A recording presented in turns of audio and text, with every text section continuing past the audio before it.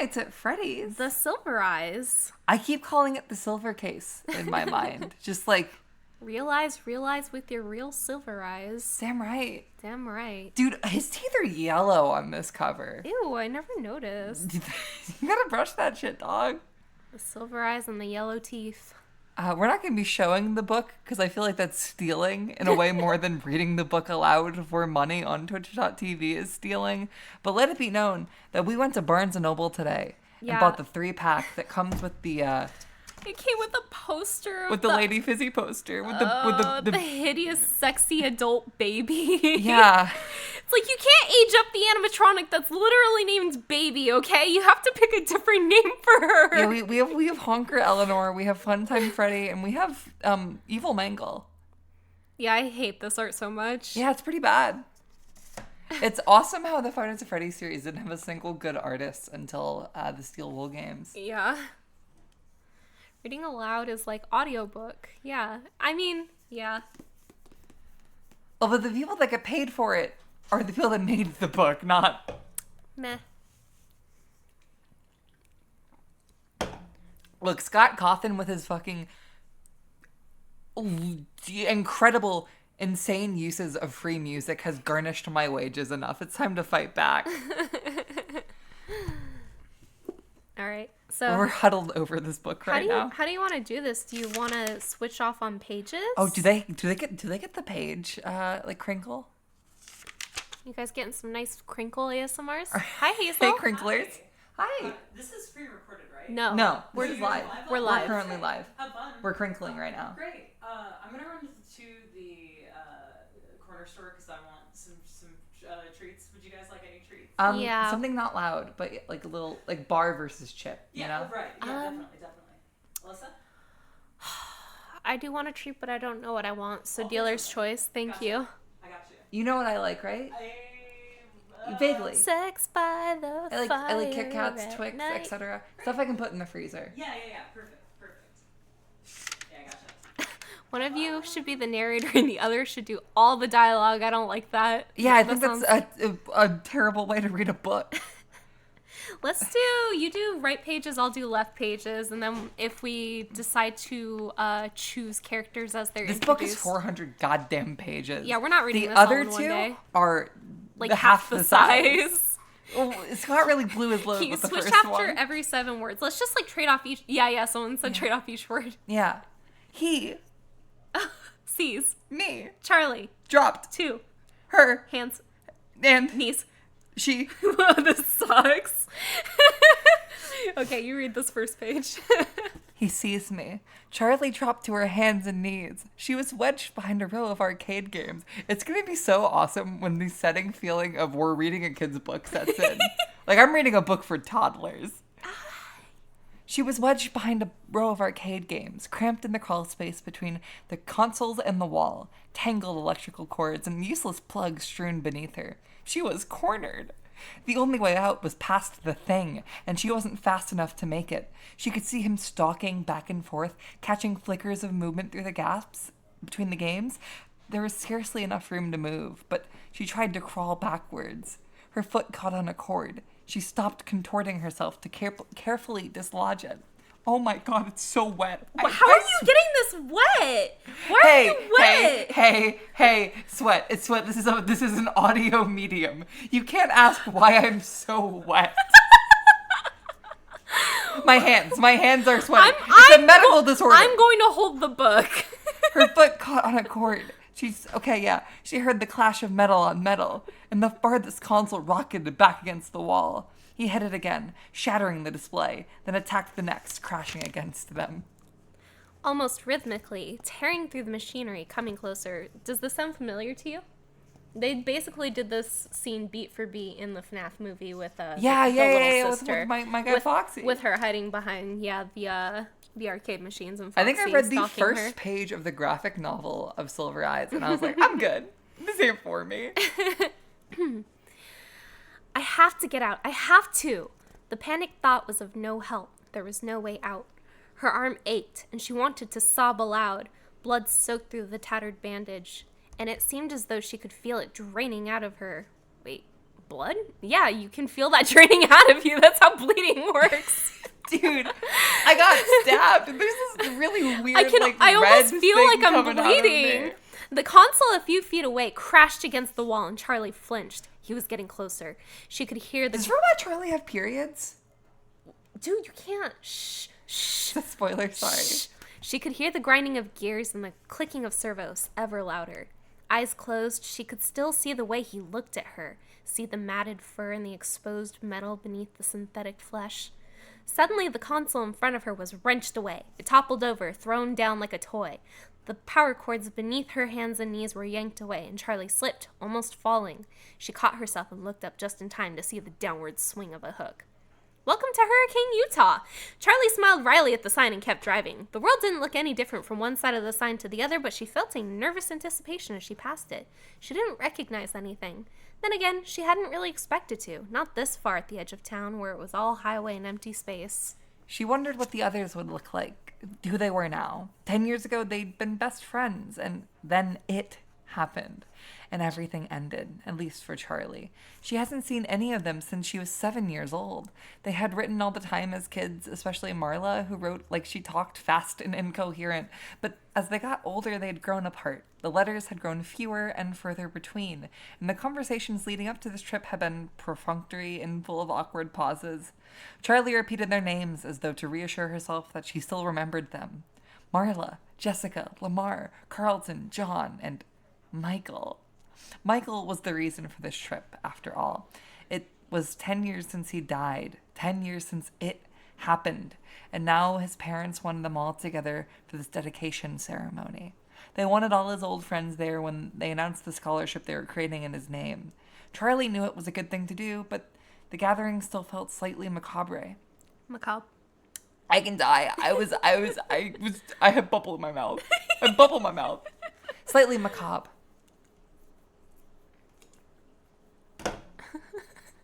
She shivered and turned down the air conditioning, even though she knew it was not the cold. As she drove into the town center, Charlie began to reorganize things. A few stores and a movie theater, which was now advertising the summer's blockbuster hit.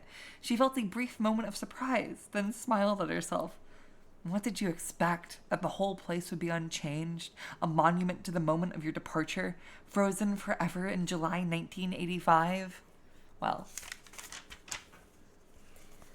That was exactly what she had expected. She looked at her watch. Still a few hours to kill before they all met up. She thought about going to the movie, but she knew what she really wanted to do. Charlie made a left turn and headed out of town. 10 minutes later, she pulled to a stop and got out. The house loomed up before her, its dark outline a wound in the bright blue sky. Charlie leaned back against the car, slightly dizzy. She took a moment to steady herself with deep breaths. She had known it would be here, and Alyssa looked through her aunt's bank books a few years ago had told her that the mortgage was paid off, and that Aunt Jen was still paying property taxes. It had only been 10 years. There was no reason it should have changed at all. Charlie climbed the steps slowly, taking in the peeling paint. The third stair still had a loose board, and the rose bushes had taken over one side of the porch, their thorns biting hungrily into the wood. The door was locked, but Charlie still had her key. She'd never actually used it. As she took it from around her neck and slid it into the lock, she remembered her father putting its chain around her neck, in case you ever need it. Well, she needed it now. Do you know what Charlie could have seen at the fucking movie theater? She could have seen Waterworld, dude. Or Free Willy 2. Or, The Indian in the Cupboard. Or Batman Forever. Or Pocahontas. Man, it was a racist month in July 1995. And where better to see it than Hurricane, Utah? The door opened easily and Charlie looked around. She didn't remember much about the first couple of years here. She'd only been 3 years old, and all the memories had faded together in the blur of a child's grief and loss, and of not understanding why her mother had to go away, clinging to her father every moment, not trusting the world around her unless he was there, unless she was holding tightly to him, burying herself in his flannel shirts, in the smell of grease and hot metal, and him. The stairs stretched. I'm not used to a boy smell. I don't like it. Don't describe boy smell. It smells like corn chips in this living room still. Does it? Yeah, it totally smells like corn chips out here. The through line you just crafted is that Cyber Shell smells like corn chips. No. It was from you eating chips out here. I'm sorry, I can die. No. It's fine. You can eat chips all you want. The stairs stretched straight up in front of her, but she did not move directly to them. Instead, she went into the living room, where all the furniture was still in place. She had not really noticed it as a child, but the house was a little too large for the furniture they had. Things were spread out too widely in order to fill the space. The coffee table was too far from the couch to reach. The easy chair too far across. Is easy chair a brand name? Easy chair? I think that may be a generic term for like a lazy boy. Yeah. The easy chair too far across the room to carry on a conversation. There was a dark stain in the wooden floorboards near the center of the room. Charlie stepped around it quickly and went to the kitchen, where the cupboards only held a few pots, pans, and dishes. Charlie had never felt a lack of anything as a child, but it seemed now that the unnecessary enormity of the house was a sort of apology, the attempt of a man who had lost so much to give his daughter what he could. He'd always had a way of overdoing whatever he did. The last time she was here, the house had been dark and everything felt wrong. She was carried up the stairs to her bedroom, although she was 7 years old and could have gone quicker on her own 2 feet. But Aunt Jen had stopped on the front porch, picked her up, and carried her, shielding her face as though she were a baby in the glaring sun. In her room, Aunt Jen set Charlie down and closed the bedroom door behind them. She told her to pack her suitcase, and Charlie had cried because all her things could never fit into that small case. "We can come back for the rest later," Aunt Jen said, her impatience leaking through as Charlie hovered indecisively at her dresser, trying to decide which t-shirts to bring along. They had never come back for the rest. Charlie mounted the stairs, heading to her old bedroom. The door was partially cracked, and as she opened it, she had a giddy feeling of displacement, as though her younger self might be sitting there among her toys, might look up and ask, "Charlie, who are you?" Charlie went in. Like the rest of the house, her bedroom was untouched. The walls were pale pink, and the ceiling, which sloped dramatically on one side to follow the line of the roof, was painted to match. Her old bed still stood against the wall beneath a large window. The mattress was still intact, though the sheets were gone. The window was cracked, slightly open, and the rotting lace curtains wavered in the gentle breeze from outside. There was a dark water stain in the paint beneath the window where the weather had gotten in over the years, betraying the house's neglect. Charlie climbed. I have to say, I'm kind of a sucker for small town malaise. I'm kind of a little sad gay furry robots are gonna get here soon. Like, I'm kind of enjoying the ride. After he left, May and Alyssa commented rudely on Cyber Shell's, quote, "corn chip smell," unquote, put it on the subreddit. Dog, that subreddit's beautiful. I was reading it out at dinner. Chat, there's no impreg! There's no impreg! That's not this one. That's not this one. That's the other one. That's a different series. Anyway, what were you gonna say?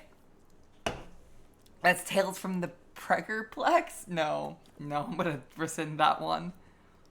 I had to stop drinking this Baja Blast because I was gonna spit it if you... It's also not even Tales from the Pizzaplex. It's fucking, It's, Fazbear Frights. Yeah, Fazbear Frights. But there's nothing more frightening than unwanted... I can kill myself. I fumbled it. F-Preg? Huh. Alright. Charlie climbed onto the bed and forced the window shut. It obeyed with a screech, and Charlie stepped back and turned her attention to the rest of the room, to her father's creations. Drinks sugary drinks while recording? Because Felt different. I have an insane headache and I need more caffeine. Felt different. Their first night in the house, Charlie had been afraid to sleep alone. She did not remember the night, but her father had told her about it often enough that the story had taken on the quality of memory. She sat up and wailed until her father came to find her, until he scooped her up and held her and promised her he would make sure she was never alone again. The next morning, he took her by the hand and led her to the garage, where he set to work keeping that promise. The first of his inventions was a purple rabbit, now gray with age from years of sitting in the sunlight. Her father had named him Theodore. He was the size of a 3-year-old child, her size at the time, and he had plush fur, shining eyes, and a dapper red bow tie. He didn't do much, only waved a hand, tilted his head to the side, and said in her father's voice, "I love you, Charlie." But it was enough to give her a night watcher, someone to keep her company when she could not sleep. Right now, Theodore sat in a white wicker chair in the far corner of the room. Charlie waved at him, but not activated. He did not wave back. After Theodore, the toys got more complex. Some worked and some did not. Some seemed to have permanent glitches, while others simply did not appeal to Charlie's childish. My biggest pet peeve with Imagination. mechanical writing is when glitch is just kind of used as an overall, like, dude, you are getting these pages soaking wet. I'm sorry. Do you I see genuinely the don't know pages how to. warping? I know. I don't know how to fix myself. I'm actually sorry. No, it's okay. It's okay. Can we get some Theodore hype in the chat? Big Theodore pog. Yeah. My favorite thing about FNAF autism is I know that there's a child in the world, and like Theodore is like their most beloved animatronic who they like draw all the time and have like all this rich inner lore for. Scott did not write this. This is written by Kira Breed Risley. Dude, the Rizzler. I think like with consultation to Scott, but I don't think he did like the actual writing I think itself. he's in there vaguely. And I will say, like, we're gonna riff on it a lot, but like I've read these books before.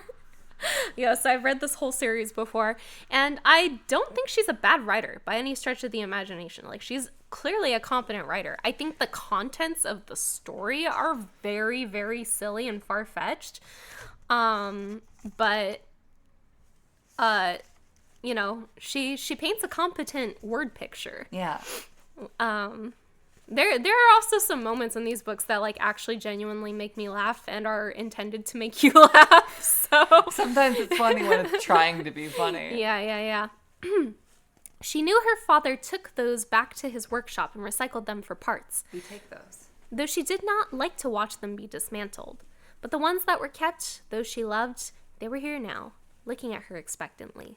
Smiling, Charlie pushed a button beside her bed. It gave way stiffly, but nothing happened. She pushed it again, holding it down longer, and this time across the room and with the weary creak of metal on metal, the unicorn began to move. The unicorn, Charlie had named him Stanley for some reason she could no longer remember, was made of metal. What are these sounds? Oh, dude. Big Marvel pog. Oh my god. Don't worry about Is it, the kid. Keep fucking- reading. Is the fucking Marvel okay? Keep reading.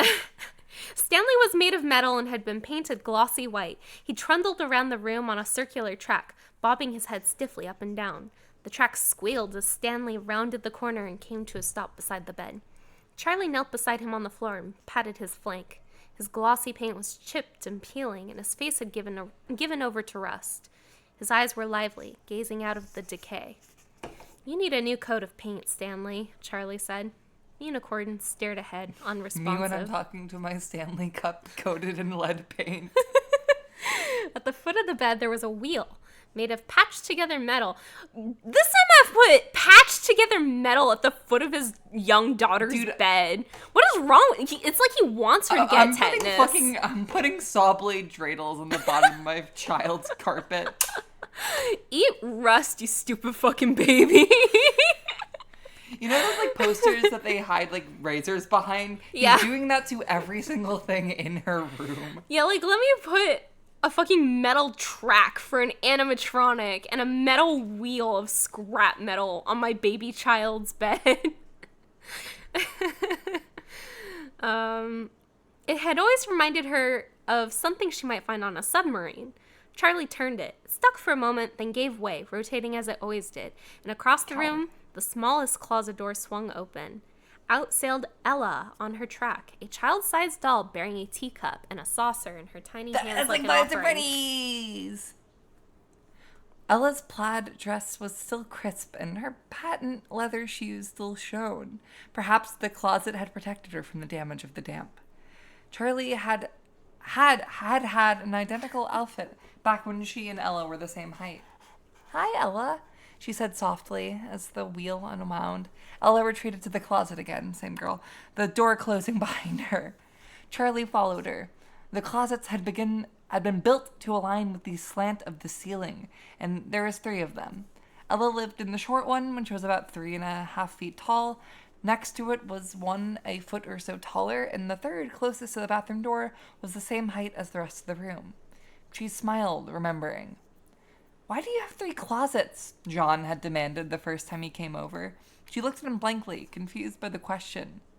"'Cause That's how many there are, she said finally. Stupid fucking John. She pointed defensively to the littlest one. That one's Ella's anyways.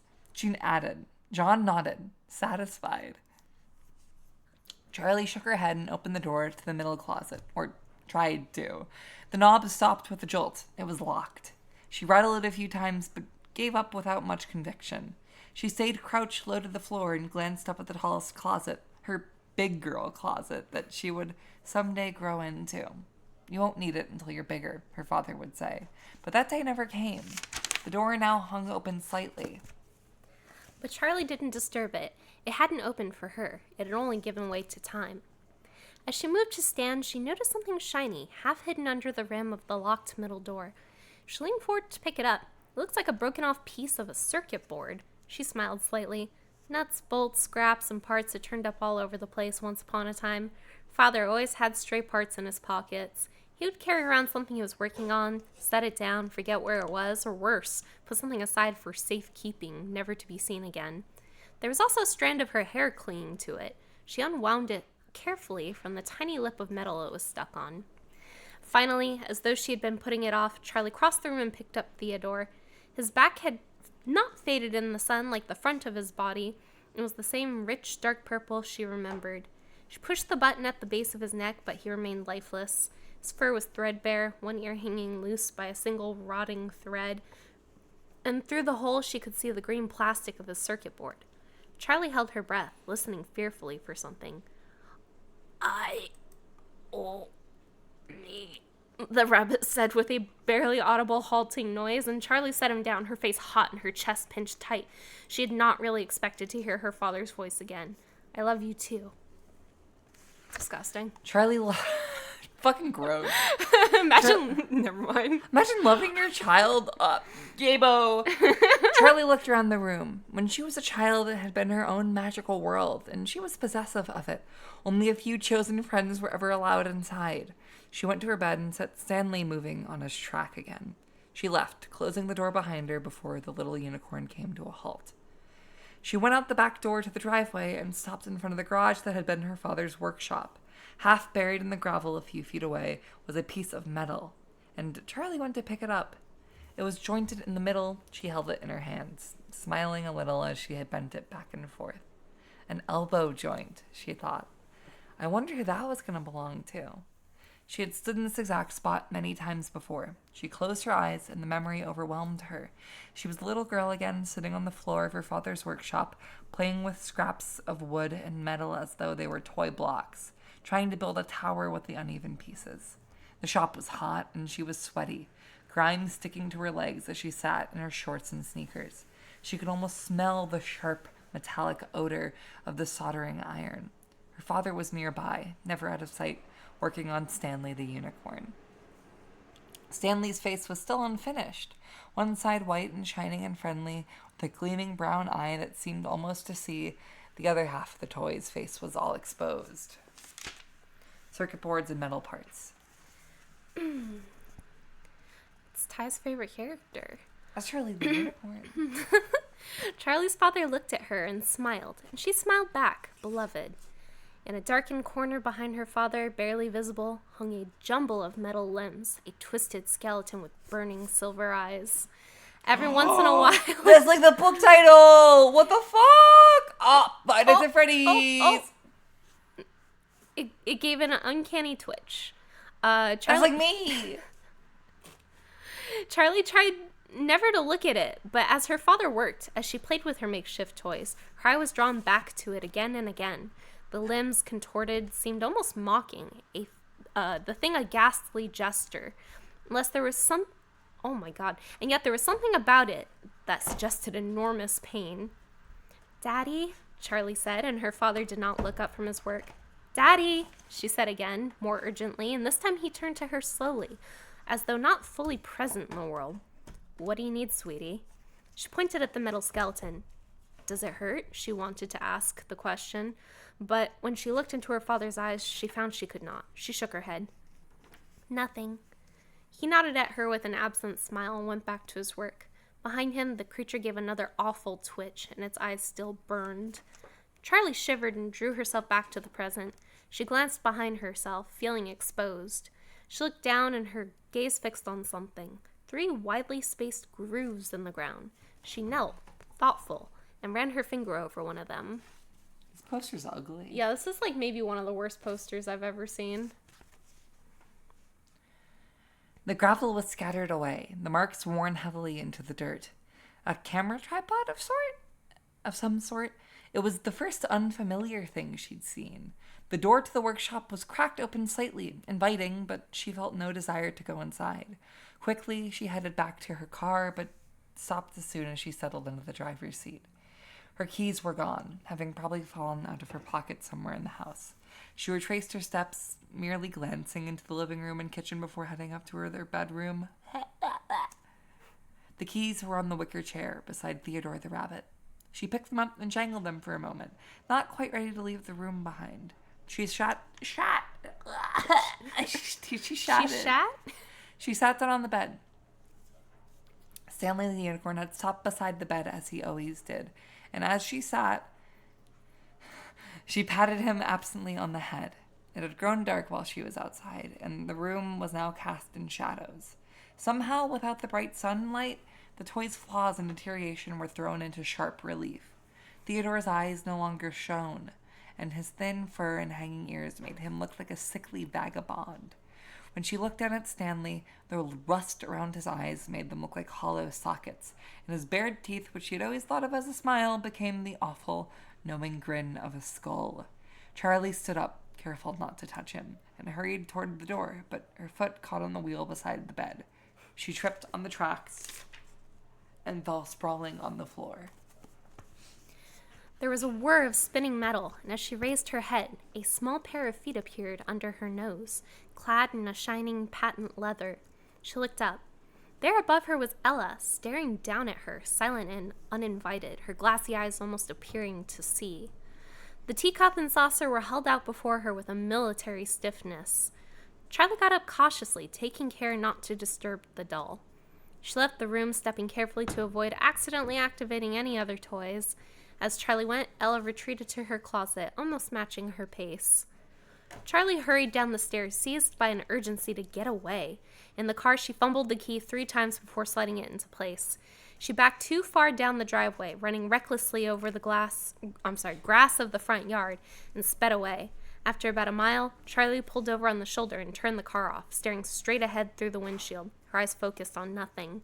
She forced herself to breathe slowly. She reached up and adjusted the rearview mirror so she could see herself. She always expected to see pain, anger, sorrow written on her face, but they never were. Her cheeks were pink, and her round face looked almost cheerful, like always. Her first weeks living with Aunt Jen, she heard the same things over and over when Aunt Jen introduced her. What a pretty child. What a happy-looking child she is. Who the fuck says this about a child? I think if you say what a pretty child and you're not like a grandma, you deserve to go to jail instantly. Like, don't say that. What a happy-looking child. What's wrong with you? It doesn't look like it wants to die that bad. Charlie always looked like she was about to smile, her brown eyes wide and sparkling, her thin mouth ready to curve up even when she wanted to sob. Here you go. Do you want to take this page? Okay, yeah. The incongruity was a mild betrayal. She ran her fingers through her light brown hair as though that would magically fix its slight frizziness and put the mirror back into position. She turned the car back on and searched for a radio station, hoping music might bring her fully back to reality. She flipped from station to station, not really hearing what any of them were playing, and finally settled on an AM broadcast with a host who seemed to be yelling condescendingly at his audience. She had no idea what he was talking about, but the brash and annoying sound was just enough to jar her back into the present. The clock in the car was always wrong, so she checked her watch. It was almost time to meet her friends at the diner they had chosen, near the center of town. Charlie pulled back onto the road and drove, letting the sound of the angry talk radio host soothe her mind. When she reached the restaurant, Charlie pulled into the lot and stopped, but did not park. The front of the diner had a long picture window all across it. She could see right inside. Though she had not seen them for years, it took her only a moment to spot her friends through the glass. Jessica was the easiest to pick out from the crowd. She always enclosed pictures with her letters, and right now she looked exactly like her last photo. Even seated, she was clearly taller than either of the boys, and very thin. Though Charlie could not see her whole outfit, she was wearing a loose white shirt with an embroidered vest, and she had a brimmed hat perched on her glossy shoulder-length brown hair, with an enormous flower threatening to tip it off her head. That sounds hideous. Girl, your drip is whack. I mean, I guess that's that Utah swag, but... Yeah, that's a 1995 Utah swag. The fact that she's wearing clothes, period, it isn't just like a... Were they naked back in the 1990s? Well, there's dinosaurs, right? There was what? There's dinosaurs still, right? Die. She was gesturing excitedly about something as she spoke. FNAF Alex Jones, I had the same thought. Yeah, no, dude, I was Rush Limbaugh. Oh yeah, the graphic novel looks the way that it does. The two boys were sitting next to each other, facing her. Carlton looked like an older version of his red-headed childhood self. He still had a bit of a baby face, but his features had refined, and his hair was carefully tousled and held in place by some alchemic. I don't think I've ever seen this word used like this. Alchemical hair product? Yeah, alchemical hair product. Dude, that's like a TF2 item.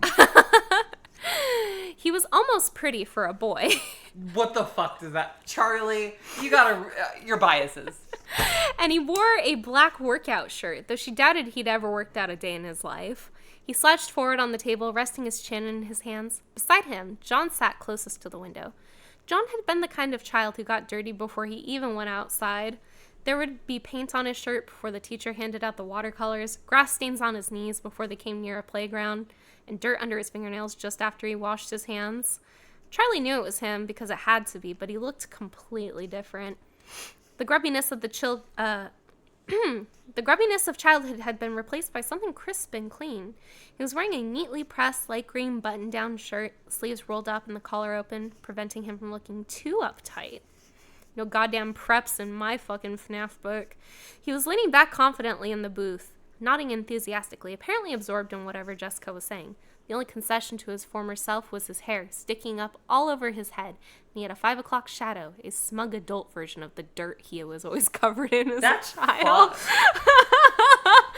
Hey, dude, your beard looks like trash. You look like dirty. dirt. You look like you look eat dirty. shit. You look like you were eating shit. Charlie smiled to herself. She knew she was the prettiest. Wait. No. Okay, I had to check. John had been something like her childhood crush before either of them really understood what that meant. What the fuck? Disgusting. Hold up. He gave her cookies from his Transformers lunchbox. What do you mean Transformers and Five Nights at Freddy's? Oh. Dude, I imagine like watching a kid who really loves Optimus Prime go, fuck, I want to see more robots, and then he gets eaten at Five Nights at Freddy's. If I had a different kind of autism than the one I do have, I would make a FNAF video where I talk at length about how Transformers is canon to the FNAF world, and then I like make a really long convoluted like parallel between some plot point in Transformers. See, where my fixation took me is, what would the Transformers series look like in a world shaped by the Five Nights at Freddy's disasters and murders? Wait, there'd like be a the fear design of sensibility would the design inform sensibility them? and like the fear of robots. Like a little butterfly effect. Like imagine if we had real animatronics that kill the people. Transformers would be completely different. Yeah. They would need to make them look friendlier. Let's just say they wouldn't be called horses anymore.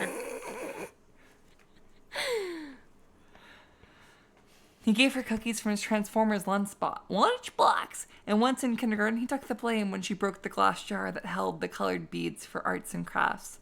She remembered the moment when it slipped from her hands and she watched it fall. She could not have moved fast enough to catch it, but she would not have tried.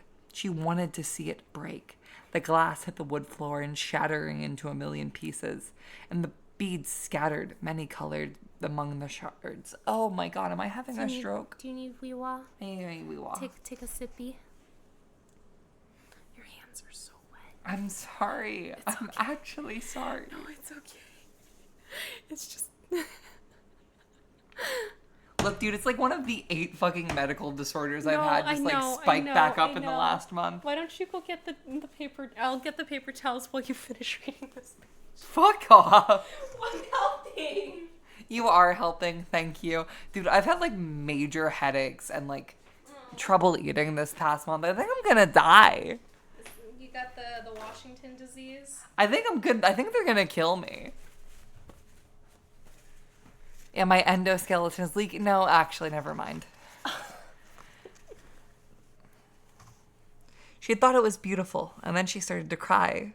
John had a note sent home to his parents, and when she told him thank you, he had winked at her with irony beyond his years and simply said, "For what?" After that, John was allowed to come to her room. At me, I would have beaten him with an inch of his life. She let him play with Stanley and Theodore, watching anxiously for the first time he learned to press the buttons and make them move. She would be crushed if he didn't like them, knowing instinctively that it would make her think less of him. They were her family. But John was fascinated as soon as she saw them. He loved her mechanical toys, and so she loved him. 2 years later, behind a tree, beside her father's workshop. Ew, she'd almost let him kiss her. No, I'm rewriting this book. And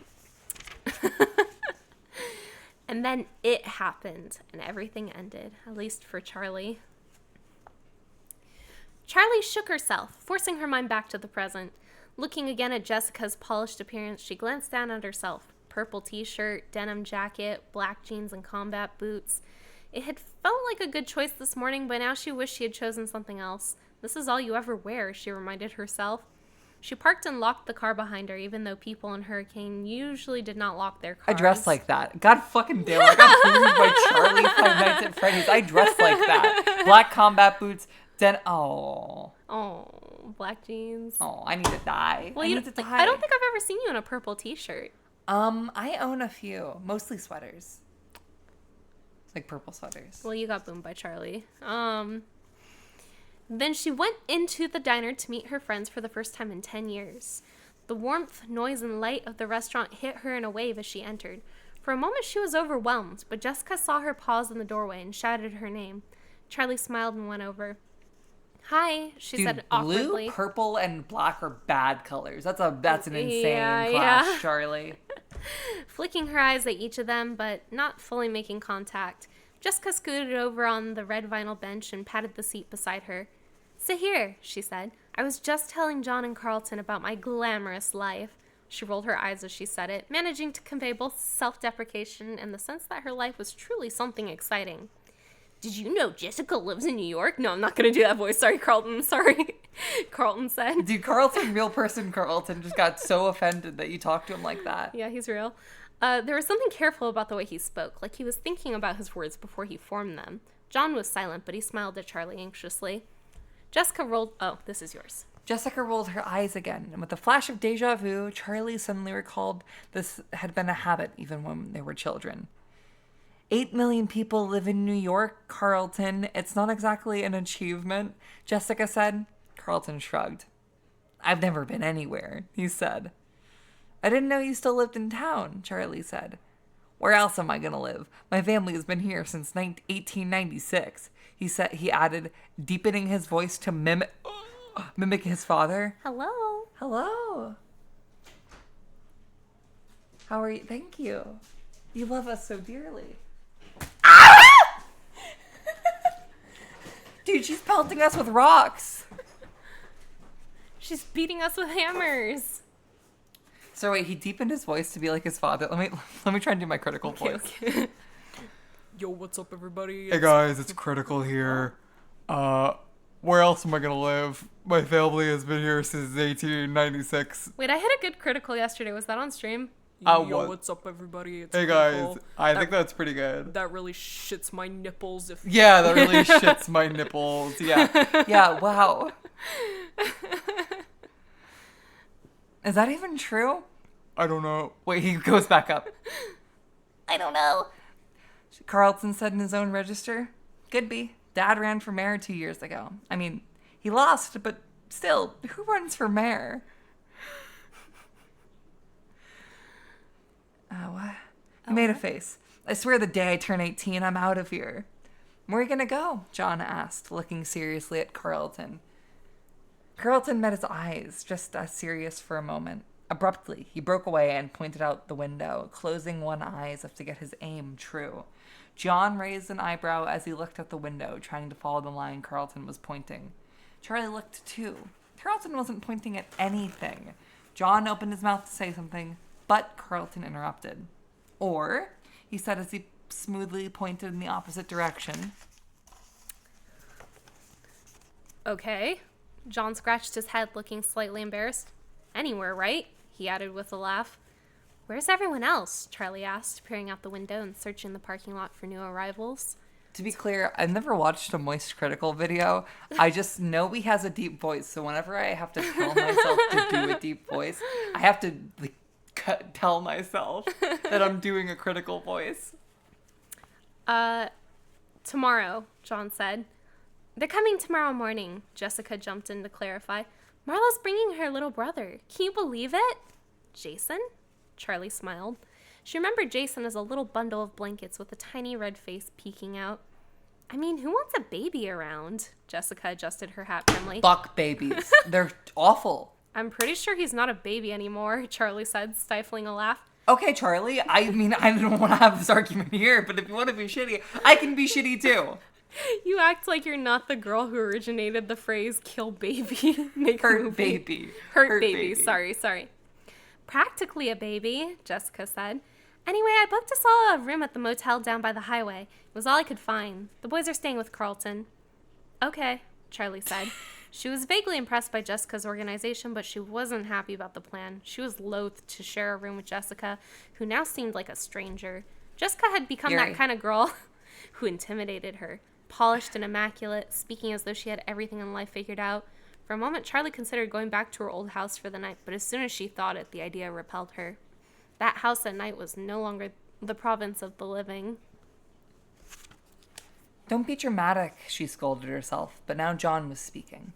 He had a way of commanding attention with his voice, probably because he spoke less often than everyone else. He spent most of his time listening, but not out of reticence. There's a weird page break there. Gotcha. Not page break, but word break. Word break, yeah. He was gathering information, speaking only when he had the wisdom or sarcasm to dispense. Often, it was both at once. Does anyone know what's happening tomorrow? They were all silent for a moment, and the waitress took the opportunity to come over for their order. Charlie flipped quickly through the menu, her eyes not really focusing on the words. Return to order came much faster than she was expecting, and she froze.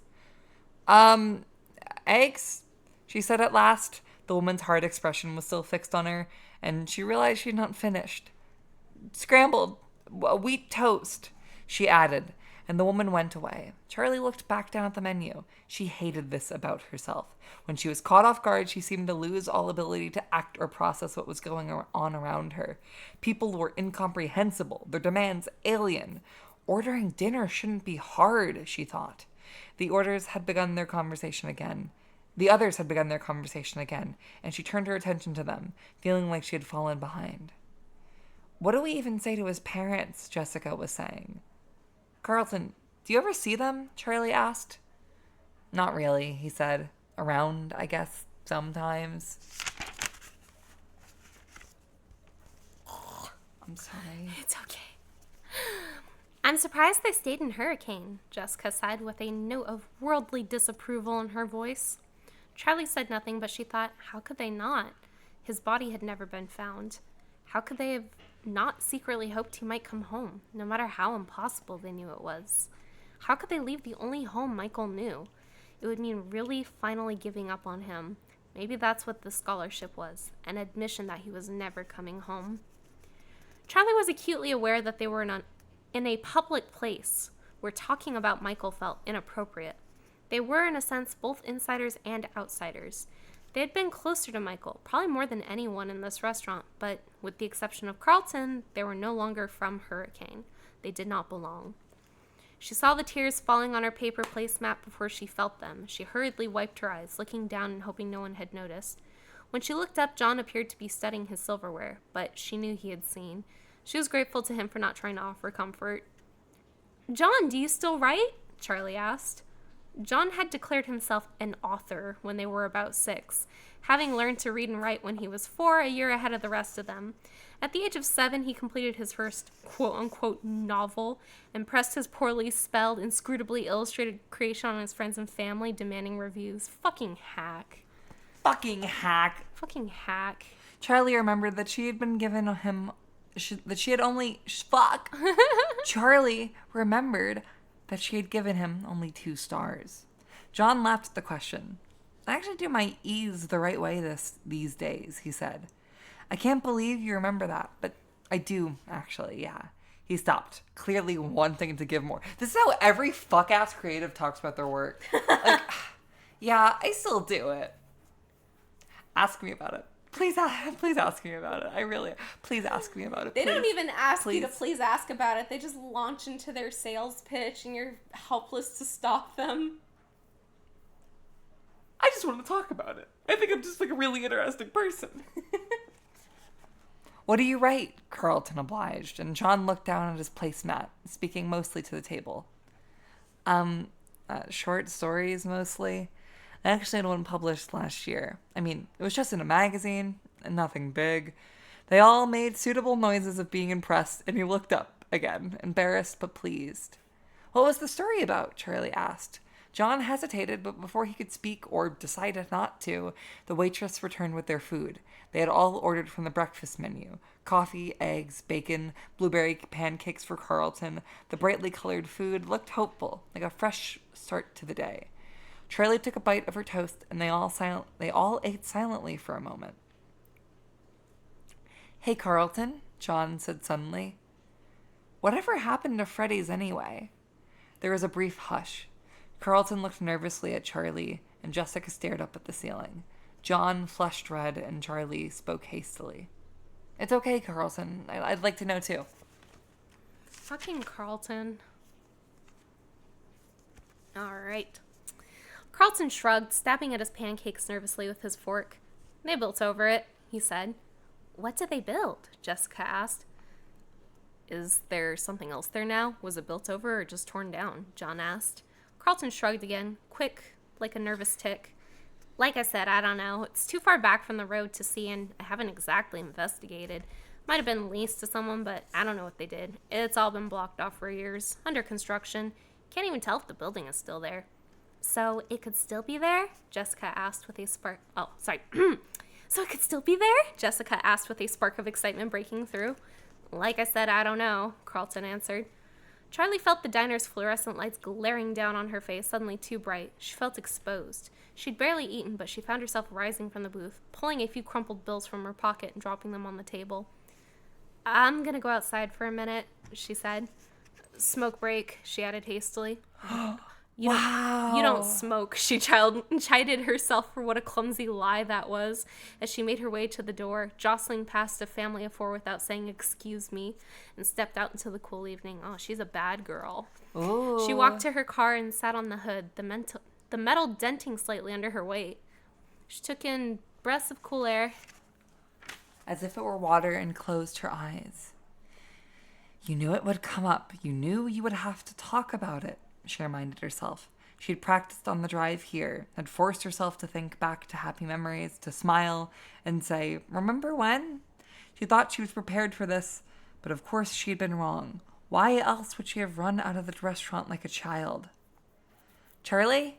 She opened her eyes and saw John standing next to the car, holding her jacket out in front of him like an offering. You forgot your jacket, he said, and she made herself smile at him.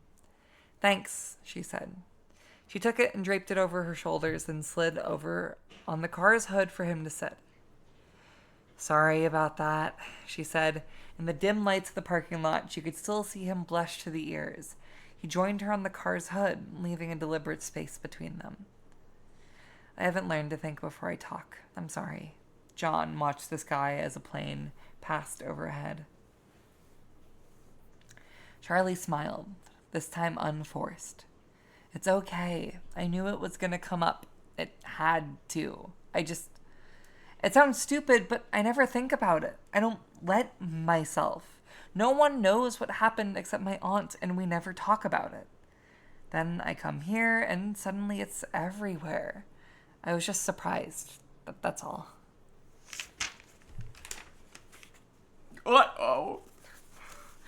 Uh-oh, John pointed, and Charlie saw Jessica and Carlton hesitating in the doorway of the diner. She waved them over, and they came. Remember that time at Freddy's when the merry-go-round got stuck and Marla and that mean kid Billy had to keep riding it till their parents plucked them off? Charlie said. John laughed, and the sound made her smile. Their faces were bright red, crying like babies. She covered her face, guilty that was so funny to her.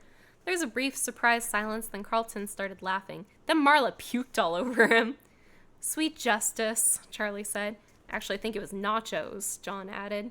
Jessica wrinkled her nose. So gross. I never wrote it again, not after that. Oh, come on, Jessica, they cleaned it, said Carlton. Pretty sure kids puked all over that place. Those wet floor signs weren't there for nothing, right, Charlie? Don't look at me, she said. I never puked. We used to spend so much time there. Privileges of knowing the owner's daughter, Jessica said, looking at Charlie with mock accusation. I couldn't help who my dad was, Charlie said, laughing. Nepo baby! Jessica looked thoughtful for a moment before she continued. I mean, how could you have had a better childhood than spending all day at Freddy Fazbear's Pizza? Bro, people died! That's where I want to be. I don't know. Oh, yours. I don't know, said Carlton. I think the music got to me over the years. He hummed a few bars of the familiar song. Well, this is crazy, guys. There's like music notes on the page and everything, like Yeah, notation. I'm hitting it perfectly. Yeah. Charlie dipped her head to it, recalling the tune. I loved those animals so much, Jessica said, suddenly. What's the proper term for them? Animals? Robots? Mascots? They're called furries, Jessica. I think those are all accurate. Charlie leaned back. Well, anyway, I used to go to talk to the bunny. What was his name?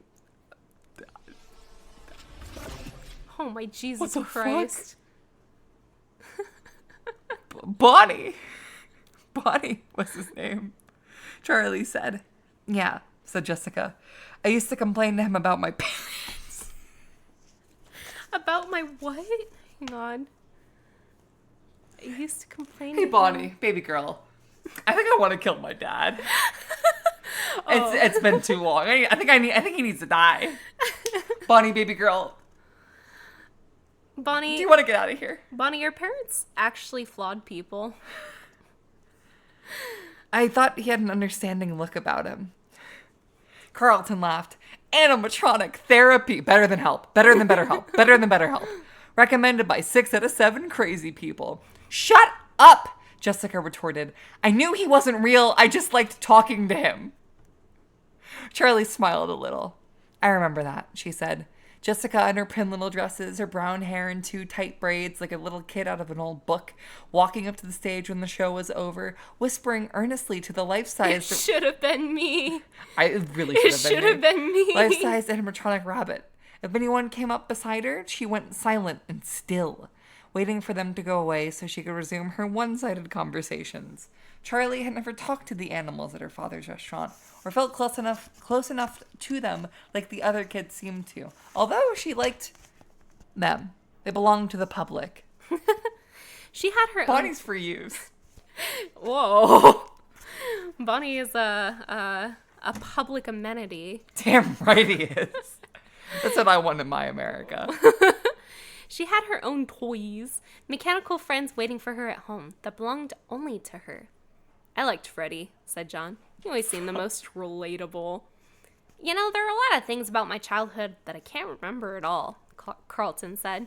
But I swear I can close my eyes and see every last detail of that place. Even the gum I used to stick under the tables. You fucking hellion. Gum? Yeah, right. Those were boogers. Jessica took a tiny step away from Carlton. He grinned.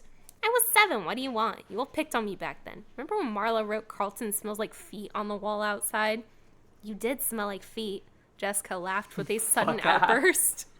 Carlton shrugged, unperturbed. I used to try to hide when it was time to go home. I wanted to be stuck in there overnight so I could have the whole place to myself. Yeah, you always kept everyone waiting, said John. You always hid under the same table. Charlie spoke slowly. When she did, everyone turned to her as if they had been waiting.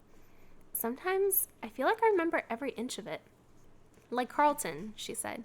But sometimes it's like I hardly remember it at all. It's all in pieces. Like I remember the carousel and that time it got stuck. Are you hitting the strike force? Okay. I'm hitting the stroke force, yeah. I remember drawing on the placemats. I remember little things, eating that greasy pizza, hugging Freddy in the summer and his yellow fur. Yellow? What? Hugging Freddy in the summer and his yellow fur getting stuck all over my clothes. But a lot of it is like pictures, like it happened to someone else. Wander, you're fucking gross. Wander, if you sneeze on me right now. Oh, he's over there. I thought he was behind us. Dude, if he sneezed on you, you would have gotten JFK'd by that little freak. That's a fucking cross map. Ugh. Freddy was brown, right? Jessica looked to the others for confirmation.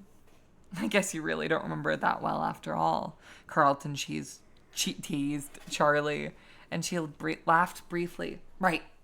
I mean brown, she said. Brown. Freddy was brown.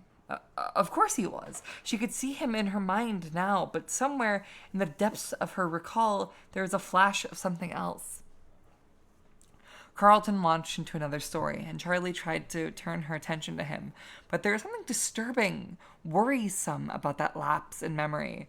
It was 10 years ago. It's not like you've got dementia at 17, she told herself. But it was such a basic detail to have misremembered. Out of the corner of her eye, she caught John looking at her, a pensive expression on his face, as though she had said something important. You really don't know what happened to it, she asked Carlton with more urgency in her voice than she intended. He stopped talking, surprised. Sorry, she said. Sorry, I didn't mean to interrupt you. It's okay, he said. Can May hit the Golden Freddy pose? I actually have exciting news for you. Watch this space. It's okay, he said. But yeah, or no, I don't really know what happened. How can you not know? You live here. Charlie, come on, said John. It's not like I hang around that part of town. Things are different. The town has grown, Carlton said mildly, seeming unruffled by her outburst. And I honestly don't look for reasons to go around there, you know? Why would I? There's not any reason, not anymore. We could go there, John said suddenly, and Charlie's heart skipped. Carlton looked nervously at Charlie. What? Seriously, it's a mess. I don't know if you can even get to it. Oh my Jesus. Charlie found... Dude, that's Silver Fox Wolverine. He looks like shit. Charlie found herself nodding. She felt as though she had spent the whole day weighed down by memory, seeing everything through a filter of years, and now she felt suddenly alert, her mind fully present. She wanted to go.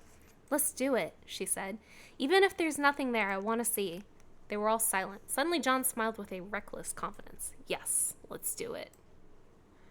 Wow, we got to chapter 2. That felt so long. I'm like sweating. Yeah, dude, why is this book so fucking long? I think we've made a mistake by setting ourselves up to read this whole series. How long did it take us to do, 30 pages? Look at how little of this book we're That's through. actually a big chunk. That's more than I thought. No. That's more than I thought. That's like 1, 2, 3, 4. I would say it's like 10 times bigger than what we have read. Look, we're listening, we're learning. We're learning about Five Nights at Freddy's. I kind of like Charlie. I like Charlie. No, I actually really like Charlie. Are we taking a break? A little tiny break. What's going on? Oh, dude, this cover is fucked. Oh. They split him down the middle. Yeah. I didn't even notice. Can y'all Subway Surfers in the background of you reading the book? That's what all the visuals are. You got the beautiful heads that Ty made. Mm-hmm. You have, you have Foxy FNAF 2 jump scare. That's cute. That's girly pop. You have Girly Pop. You have that beautiful boy. And then you have Mangle back here. LGBT Mangle. As opposed to normal Mangle.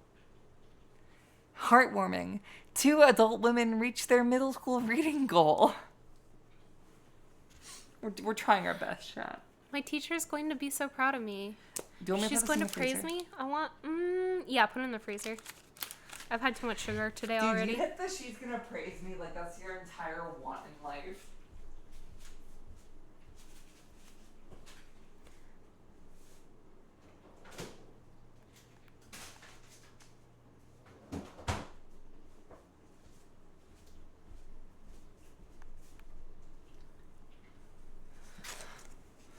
maedotmkv summer reading program. Do y'all have bookets at your school? The fuck is a booket? Oh, were those one of those programs where, like, if you read a certain amount of books and you got them, like, checked off your little card, you got, like... fuck, it sounds so familiar. Yeah, if you read enough, you got a free personal pan pizza. Oh, yeah, I don't know. That's amazing. I was homeschooled, but I did a lot of, like, library-oriented, like, children's reading motivation things. If you were 10 years younger, do you think you would have tried to get your family to put Five Nights at Freddy's in the homeschool curriculum? I think it would have been very controversial because, like, there were some very conservative people in our homeschool group. I feel like a lot of people would have taken issue with the fact that it's got so much child death in it. It's made by devoted Christian Scott Cawthon. It is. So I feel like if I came at it really hard from that angle, I could have finagled my parents into letting me like it. But honestly, I feel also like if I was 10 years younger and I had been a FNAF child, it would have scared me too much. Because it, like, scared me as an adult woman the first time I watched it. Well, maybe Freddy would have gotten you young enough that you would have seen him only as a friend. And not someone who could start hurt him out you. young. Yeah. It's like putting 2 rabbits on the washing machine. Yeah. We got challenged to read 1,000 books to Skylar before he goes to kindergarten. That's too many books. What do you need 1,000? Like, are they all picture books or?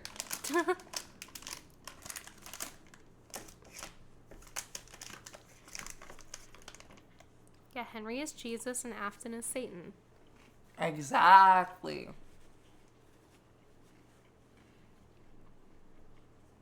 Kid books are like 4 pages long. Yeah. You're at 300? Well, get fucking reading, dude. You're not even halfway there.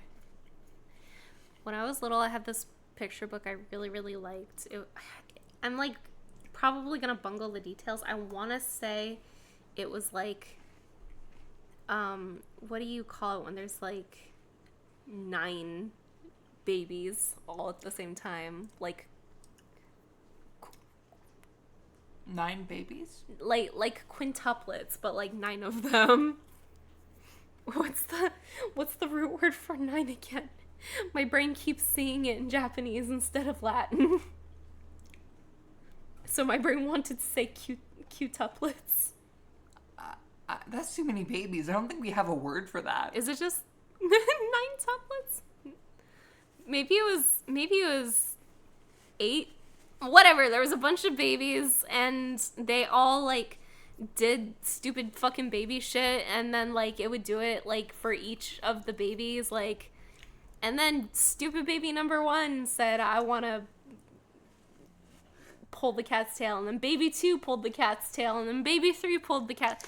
So anyway, do you think that's the book that the Loud House guy had a sexual awakening to? Oh, don't say that. Don't say that. Sorry. Yeah, it was basically Osamatsu. I really, really liked that book for some reason, and my dad absolutely loathed it. Why do you hate it? Because it was so repetitive, which is Well, maybe fair. his fuck ass didn't know how to read. Dude. What? Anyway. If he liked it and you're a real literature enjoyer, maybe he just didn't get it. Yeah, you have to have a pretty high IQ to understand the non-tuplets or whatever. So anyway, one day that book just mysteriously went missing. I was like, I want to read the book with all the babies, and he was like, I can't find it. It's so weird. May needs a new filter installed in her brain. Dude, I'm gargling straight chlorine I was right now. literally telling May this earlier. I was like, sometimes things can be thoughts inside of your brain that you don't say out loud. I just thought she was beautiful.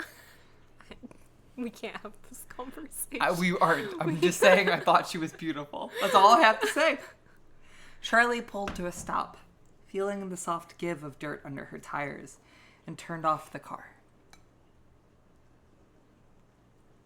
Thank you, Hazel. She got out and surveyed their surroundings. The sky was a rich, dark blue. the last trails of the sunset streaking off to the west. The parking lot was unpaved, and before them lay a sprawling monster of a building, a rising acre of glass and concrete. There were lamps in the parking lot that had never been used, and no lights shone out onto the lot. The building itself looked like an abandoned sanctuary, entombed in black trees amidst the distant roar of civilization.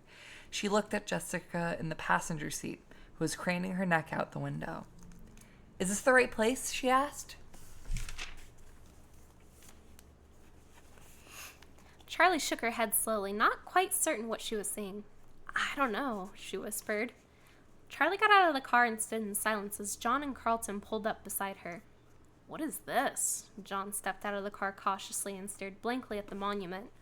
"Does anyone have a flashlight?" He looked at each of them. Carlton held up his keychain and waved around the feeble glow of a pen light for a minute. "Great," John muttered, walking away with resignation. "Hold on a sec," Charlie said, and went around to her trunk. "My aunt makes me carry around a bunch of stuff for emergencies." Aunt Jen, loving but severe, had taught Charlie self-reliance above almost anything else. Before she let Charlie have her old blue Honda, she had insisted that Charlie know how to change a tire. Can you say a real car name in book? I guess so. Wow. Check the oil and know the basic parts of the engine. In the trunk, in a black box tucked next to the jack, spare tire, and a small crowbar, she had a blanket, a heavy police-issue flashlight, bottled water, granola bars, matches, and emergency flares. Charlie grabbed the flashlight. Carlton grabbed a granola bar. "Oh, you idiot. That's for survival!" Almost by silent agreement, they began to walk to the building's perimeter, Charlie holding up the light in a steady beam in front of them. The building itself looked mostly finished, but the ground was all dirt and rock, uneven and soft. Charlie shone the light on the ground, where the grass had grown patchy in the dirt, inches long. First time chatter just said, "I remember enjoying this when I was younger." I feel so thoroughly eviscerated. Two grown women reading a Five Nights at Freddy's book as people who read this book when they were younger funnel in. Why are people talking about placentas in the chat? I don't know.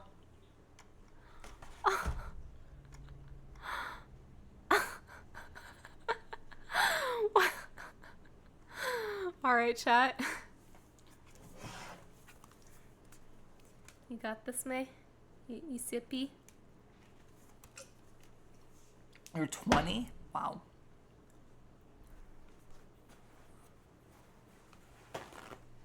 I was literally going to college when the first FNAF came out. This book is nearly 10 years old. What the fuck do you mean? Oh my goodness, I'm gonna wither. I'm dying. Dude, I'm dying. Dude, you're gonna wither Every like Five day. Nights at Freddy's Every too. day I'm dying. I'm already withered, Alyssa. It's over. You started college when this book came out? Are you sure? Who else in chat is 12 years old, by the way? You can't. If they say yes, you have to kill them. No one's been digging for a while, Charlie said. The place was massive. It took a long time to circumnavigate. It wasn't long before the rich blue of the evening was overtaken by a blanket of scattered silver clouds and stars. The surfaces of the building were all of the same smooth beige concrete, with the windows too high up on the walls to see inside.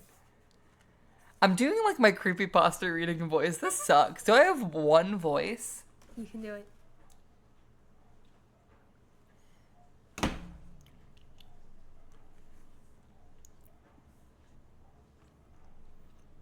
Sugar got Wow, got out the womb holding a tablet playing maedotmkv. That happened to Skylar. That fucking happened to him, dude. Literally happened to Skylar. Like, there's a chat baby, like a chat baby. Did they really build this whole thing and then just leave? Jessica said. Carlton, said John. You don't really know anything about what happened here? Carlton shrugged expansively. I told you. I knew there was construction, but I didn't know anything else. Why would they do this? John seemed almost paranoid, scouting the trees as though eyes might be looking back at him. It just goes on and on. He squinted, gazing along the outside wall of the building, which seemed to stretch endlessly into the distance. He glanced back at the trees as if making sure they hadn't missed a building somehow. No, it was here. He placed his hand on the drab concrete facing. It's gone. After a moment, he gestured to the others and began to walk back the way they came. Reluctantly, Charlie turned back, following the group. They kept going until they could see their cars again, up ahead in the darkness. I wonder, baby cat. I wonder, baby cat.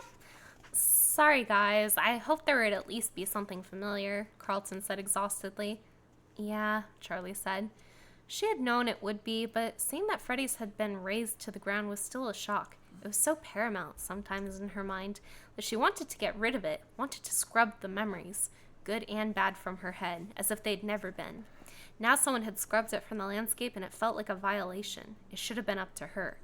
Right, she thought, because you had the money to buy it and preserve it, like Aunt Jen did with the house. Charlie? John was saying her name, and it sounded like he was repeating it. Sorry, she said. What were you saying? Do you want to go inside? Jessica asked. Charlie was surprised they were only now considering this, but then again, none of them was usually prone to criminal activity. It should be none of them were. The thought was a release, and she took a deep breath, speaking on her exhale. Why not? She said, almost laughing.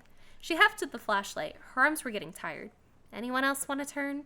She waved it back and forth like a pendulum. Carlton grabbed it and took a moment to appreciate its weight. Why is this so heavy? He said, passing it off to John. Here you go. It's a police flashlight, Charlie said absently. You can hit people with it. Jessica wrinkled her nose. Your aunt really wasn't kidding around, huh? Ever used it? Not yet. Charlie winked and made a half-threatening glance at John, who returned an uncertain half-smile, unsure how to react. The wide entrances... Sorry, Ty's beef with character Stanley. I thought was beef with a real chatter for a second. I was like, what the fuck, Ty? The wide entrances were sealed with hammered metal doors, no doubt intended to be temporary until... Hi. Do you want up? Hi, baby cat. Do you want up? I'll make room for you. There's room for you. You're gonna live. He gave me such an ugly face yesterday. I accidentally swallowed a fucking cherry pit. Like, it shocked me so hard. I accidentally swallowed it. Let me see if I can find it. Can you put it on stream? That's what I'm working on, yeah. Why is Ty speaking about herself in third person? Is She's this confused. like your Darkiplier? Like, this is evil Ty who comes out to fight with a random person? Oh, he's so cute. That's like exactly what he's looking at me like right now. Hold on, let me get both in one screenshot. Oh, there he is. Oh, he's so ugly.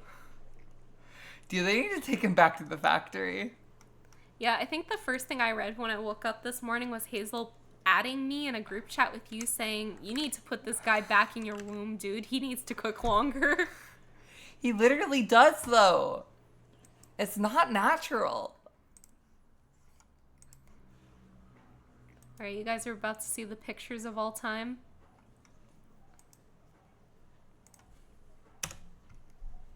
What's a dark and twisted version of the name Ty? Well, that's Die? That's but Yit. it's like D-Y.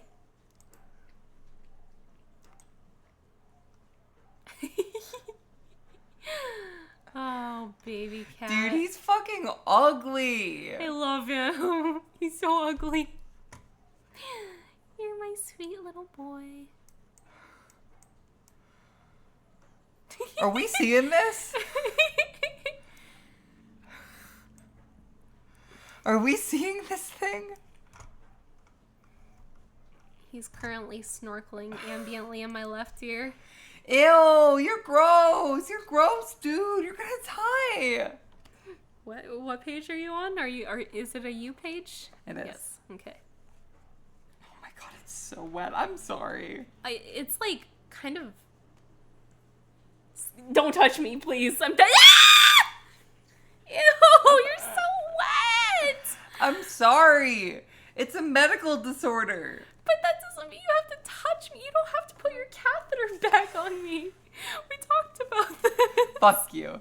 Fuck you. Fuck at you and your wet little hands. You fucking dolphin girl. Fuck you. I have a normal dolphin face. Fuck, sorry. I'm not wet. I'm not wet.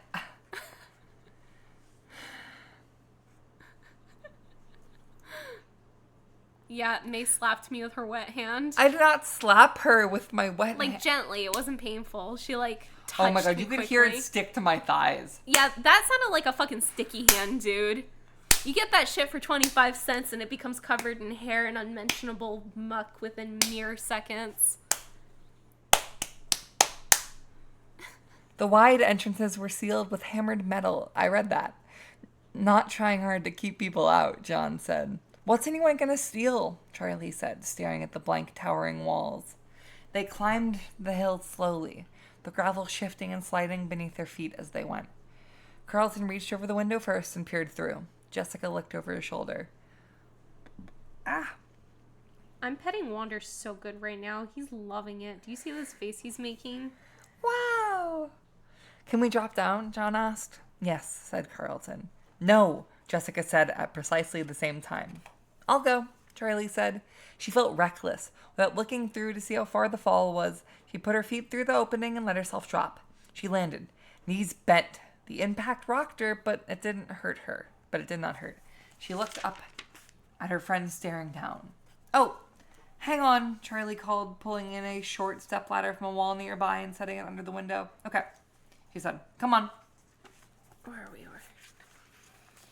They dropped down one by one and looked around them. Inside was an atrium, or maybe it would have been a food court with metal benches and plastic tables scattered around, some bolted to the floor. The ceiling rose up high above them with a glass roof where they could see the stars peering down at them. Very post-apocalyptic, Charlie joked, her voice echoing in the open space. Jessica sang a brief, wordless scale suddenly, startling them all into silence. Her voice rang out pure and clear, something beautiful in the emptiness. Very nice, but let's not call too much attention to ourselves, John said. Right, Jessica said, still very happy with herself. The bitches who can sing are always doing this shit. They're like, oh, let me songbird and show off how good I am at singing to everyone. It's like, all right, we get it. Your Taylor Swift is your favorite artist. We get it. As they walked on, Carlton swept up and took her arm. Your voice is amazing, he said. It's just good acoustics, Jessica said, attempting humility but not meaning a word of it. Hey, you okay, Wander?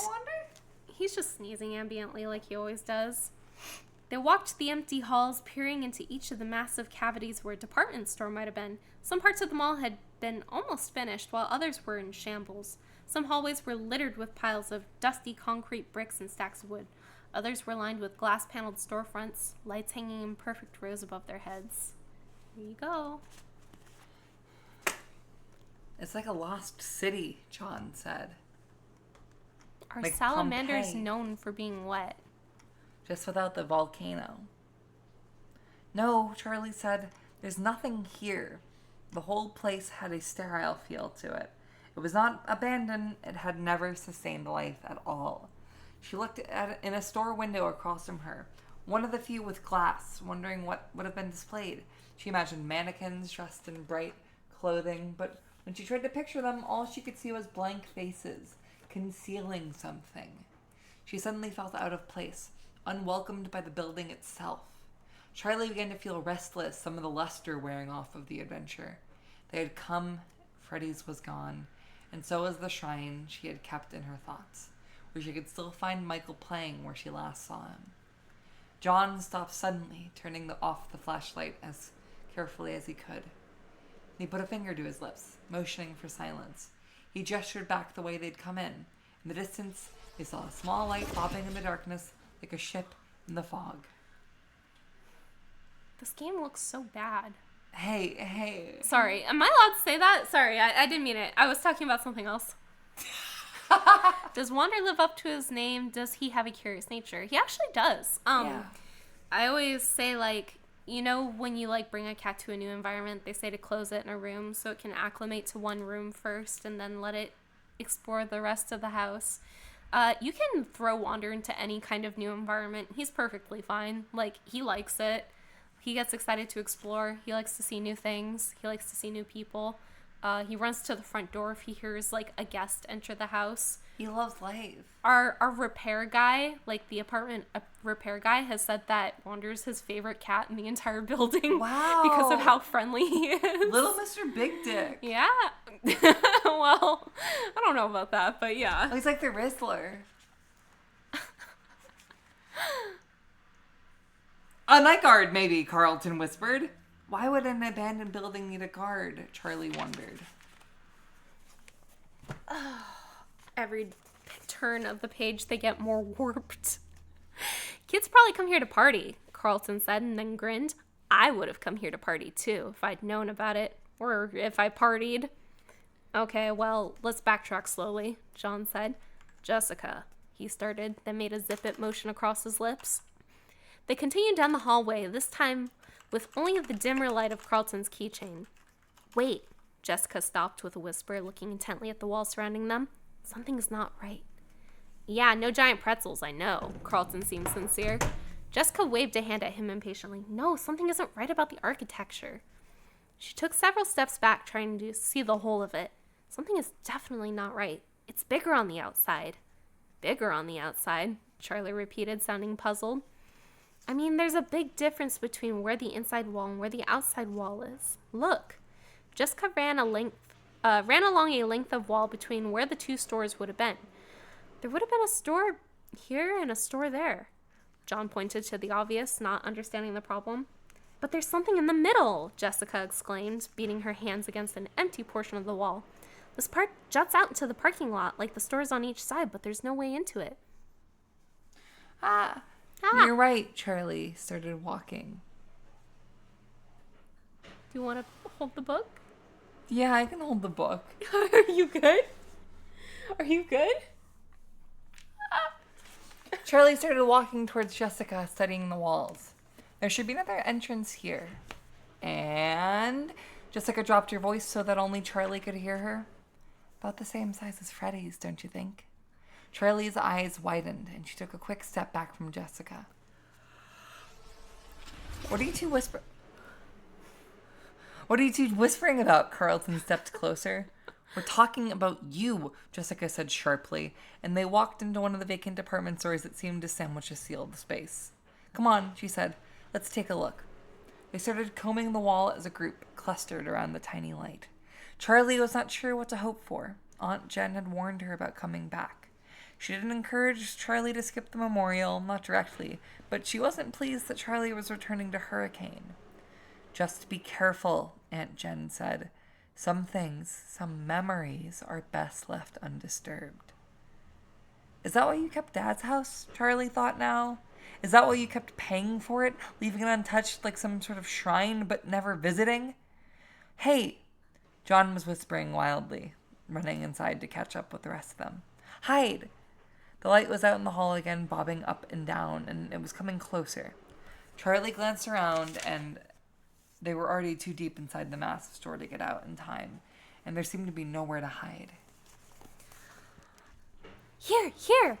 Jessica whispered. There was a break in the wall beside a rig of scaffolding, and they hurried into it, squeezing past stacks of open boxes and sheets of plastic hanging from the ceiling. They made their way down what appeared to be a makeshift hallway, just on the other side of the department store wall. It was really more like an alley. It was incongruous with the rest of the mall. Not shiny and new, but dank and musty. One wall was made of the same concrete as the outside of the building, though it was rough and unfinished. The other was exposed brick, some parts faded smooth with age, others with the mortar crumbling, leaving chunks and holes. Heavy wooden shelves of cleaning equipment stood against the wall, listing to the side, their boards sinking under the weight of old paint cans and mysterious buckets.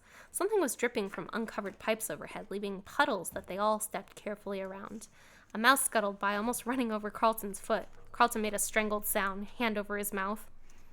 They crouched down behind one of the wooden shelving units, pressing up against the wall. Charlie doused the light and waited. She took a few shallow breaths, perfectly still, watching and wishing she had picked a better position to freeze into. After a few minutes, her legs started to feel numb under her. Carlton was so close she could smell the light, pleasant scent of his shampoo. That's nice, she whispered. Thanks, Carlton said, knowing immediately what she was referring to. It comes in Ocean Breeze and Tropical Paradise. I prefer Ocean Breeze, but it dries the scalp. Hush, John hissed. Charlie wasn't sure why she was so worried. It was just a night guard, and at the worst they would be asked to leave, maybe yelled at a little. She had an overblown aversion to getting in trouble. The bobbing light came closer. Charlie was acutely aware of her body, holding every muscle motionless. Suddenly, she could make out a thin figure leaning in from the great room outside. He shone his light in a long beam down the hallway, sweeping it up and down the walls. He's got us, Charlie thought, but inexplicably he turned and went, apparently satisfied. They waited another few minutes, but there was nothing. He was gone. They all moved slowly out of their crouched positions, stretching limbs that had gone to sleep. Carlton shook one foot vigorously until he could stand on it. Charlie looked down at Jessica, who was still hunched over, as if frozen in time. "Jessica, are you okay?" she whispered. Jessica looked up, smiling. "You won't believe this." She pointed at the wall, and Charlie leaned over to see. There, etched in the warm brick, were clumsy letters, almost illegible in a child's handiwork. "Carlton smells like feet." "You've got to be kidding me," John whispered in awe, turning to face the wall and placing both hands against it. "I recognize these bricks. These are the same bricks." His smile faded. They didn't tear it down. They built around it. "It's still here," Jessica unsuccessfully tried to keep her voice down. "There has to be a way in," she added, her eyes wide with an almost childish excitement. Charlie shone the flashlight up and down the hallway, playing the light off each wall, but there was no break, no door. "There was a back door to Freddy's," John said. "Marla wrote that right next to the back door, right?" "Why didn't they just knock it down?" Charlie pondered. "Does this hallway just lead nowhere?" Jessica said, puzzled. "It's the story of my life," Carlton said lightly. "Wait." Charlie ran her fingers along the edge of a shelf, peering through the odds and ends crammed onto it. The wall behind it looked different. It was metal, not brick. Also, May is taking a little bathroom and water break, which is why I'm reading so much. They are looking for the old built-over Freddy's place that they went to as kids. "Right here." She stepped back and looked at the others. "Help me move it." John and Jessica pressed against one side in a unified effort, and she and Carlton pulled on the other. It was immensely heavy, laden with cleaning supplies and large buckets of nails and tools, but it slid further down the hall almost easily, without incident. Jessica stepped back, breathing hard. "John, give me the big light again." He handed it over, and she turned it back on, aiming it where the shelf had stood. "This is it." It was metal and rusting, splattered with paint, a stark contrast to the walls around it. There was only a hole where the handle had been. Someone must have removed it so the shelf could lie flush against the door. Silently, Charlie handed the flashlight back to John, and he held it above her head so she could see. She slipped around the others and tried to squeeze her fingers into the hole where the doorknob once was, trying to pull it open to no avail. "It's not going to open," she said. John was behind her, peering over her shoulder. "Just a second." He squeezed himself into the space beside her and knelt carefully. "I don't think it's locked or anything. I think it's just rusty. Look at it." The door extended all the way to the floor, its bottom ragged and unfinished. The hinges were on the other side, and the edges were caked in rust. Looked as though it had not been opened in years. John and Charlie pulled on it together, and it moved a fraction of an inch. Freddy Famous? Freddy Famous? "Yay!" Jessica exclaimed, almost shouting, then covered her mouth. "Sorry," she said in a whisper, containing my excitement. They took turns pulling on it, leaning over one another, the metal scraping their fingers. "Oh, the gang's getting tetanus together. Let's go." The door held for a long moment, then it came loose under their weight, swinging open slowly with an unearthly screech. Charlie looked nervously over her shoulder, but the guard did not appear. The door only opened about a foot wide, and they went one by one until all four were through. Inside, the air changed, and they all stopped short. Ahead of them was a dark hallway, familiar to them all. "Is this?" Jessica whispered, not taking her eyes from the dark expanse. "It's here," Charlie thought. She held out her hand for the flashlight, and John handed it to her wordlessly. She shone the light ahead of them, sweeping the walls. They were covered in children's drawings, crayon on yellowing, curling paper. She started forward, and the others followed, feet shuffling on old tile. It seemed to take forever to traverse that hall, or perhaps it was just that they were moving slowly, with methodical, deliberate steps. Eventually, the hallway opened up into a larger expanse, the dining room. It was just as they remembered it, completely preserved. The flashlight beam bounced off 1,000 little things, reflective, glittered, or topped with foil ribbon. The tables were still in place, covered in their silver and white checked cloths, and the chairs were pulled up to them haphazardly. Some tables with too many and others with too few. Sorry, I can't read chat and read the book at the same time. What do you mean, Frennis Jork Bear? Why are you saying these things? It looked as though the room had been abandoned in the middle of lunch hour. Everyone had gotten up expecting to return, but never did. They walked in cautiously, breathing cold, stale air that had been trapped for a decade. The whole restaurant gave off a sense of abandonment. No one was coming back. There was a small merry-go-round, barely visible in the distant corner, with 4 child-sized ponies still resting at their still at rest from their last song. In an instant, Charlie froze in place, as did the others. There they were. Eyes stared back from the dark, large, and lifeless. An illogical panic pulsed through her. Time held still. No one spoke. No one breathed, as though a predatory animal was stalking them. But as the moments passed, the fear waned until she was back again, as a child, and with old friends separated from one another for far too long. Charlie walked toward the eyes in a straight line. Behind her, the others were motionless. Hers were the only footsteps. As Charlie walked, she touched the cold back of an old party chair without looking at it, guiding it out of her path. She took one final step. The eyes in the dark became clear. It was them. Charlie smiled. "Hi," she whispered, too soft for the others to hear. Before her stood 3 animatronic animals, a bear, a rabbit, and a chicken. That's him! All standing as tall as adults, maybe taller. Their bodies were segmented like artist models, each limb made of distinct squarish pieces, separate at the joints. They belonged to the restaurant, or maybe the restaurant belonged to them. And there had been a time where everyone knew them by name. Bonnie the rabbit, his fur was a bright blue, his squared-off muzzle. Fuck you, stop talking. Jesus Christ. There was Bonnie the rabbit. His fur was a nice purple. His squared-off muzzle held a permanent smile, and his wide and chipped pink eyes were thick-lidded, giving him a perpetually worn-out expression. Bedroom eyes. I wish. His ears stuck up straight, crinkling over at the top, and his large feet splayed out for balance. Large feet? He held a red bass guitar, blue paws poised to play, and around his neck was a bow tie that matched the instrument's fiery color. Do you want to read your girlfriend's description? Yeah. Chica the chicken was more bulky and had an apprehensive look. Thick black eyebrows arching over her purple eyes and her beak slightly open, revealing teeth as she held out a cupcake on a platter. The cupcake itself was somewhat disturbing, with eyes set into its pink frosting and teeth hanging out over the cake, a single candle sticking out of the top. I always expected the cupcake to jump off the plate. Carlton gave a half laugh and cautiously stepped up to Charlie's side. They seem taller than I remembered, he added in a whisper. Do you want me to keep reading since you're eating? That's because you never got this close as a kid. Charlie smiled at ease and stepped closer. You were busy hiding under the tables, Jessica said from behind them, still some distance away.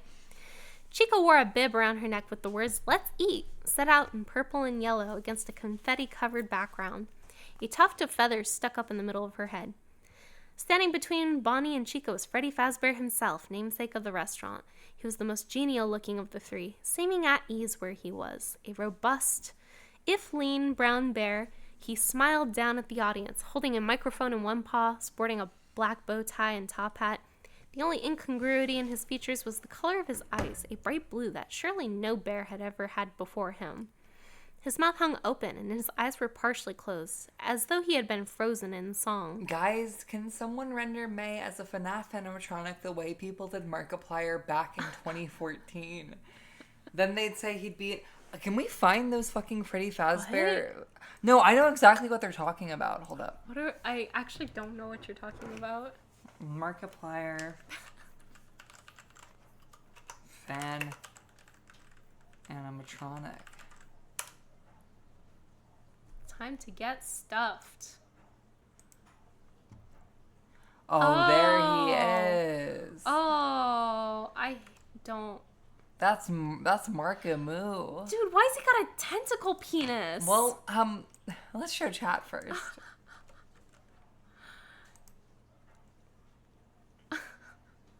I've always deeply hated the pink mustache thing. Like, why did he do that? He doesn't even have a mustache. Well, it's 2012. That's basically the only way you can explain it away. My favorite thing about, like, male YouTubers with, like, no distinguishing qualities is that they would, like, have to, like, add an accessory to themselves so that you could tell who they were in fan art. Yeah, I hate this. I hate looking at this. Yeah, dude, he's straight penising it. Oh my god, hi! Oh, hi, baby cat. Hi, baby Wonder. Wait, where'd I leave off? Oh, okay. Wait, no. I read this. Carlton drew closer to the stage until his knees pressed against the rim of it. Hey, Freddy, he whispered. Long time no see. Reached out and grabbed at the microphone, wiggling it to see if he could get it loose. Don't, Charlie blurted, looking up into Freddy's fixed gaze as though making sure he hadn't noticed. Carlton pulled his hand back like he had touched something hot. Sorry. Come on, John said, cracking a smile. Don't you want to see the rest of the place? They spread out across the room, peering into corners and carefully trying doors, acting as though everything might be breakable till the touch. John went over to the small carousel, and Carlton disappeared into the dark arcade off the main room. Remember it being a lot brighter and noisier in here? Carlton smiled as though at home again, running his hands over the aging knobs and flat plastic buttons. Wonder if my high scores are still in there, he muttered to himself. To the left of the stage was a small hallway. Half hoping no one would notice where she had gone, Charlie started down it silently as the others occupied themselves with their own curiosities. Oh, dude, he's shaking his ass. He's busting it down. Wonder. At the end of the short plain corridor was her father's office. It had been Charlie's favorite place in the restaurant. She liked to play with her friends in the main area, but she loved the singular privilege of coming back here when her father was doing paperwork. She paused outside the closed door, her hand poised over the knob, remembering. Most of the room was filled with his desk, but his filing cabinets and small boxes of uninteresting parts. In one corner was a smaller filing cabinet, painted a salmon color that Charlie had always insisted was pink. Oh, Charlie, my filing cabinets are not pink. That is gay. That's what it says on the page. Yeah, said Charlie's father homophobically. There we go.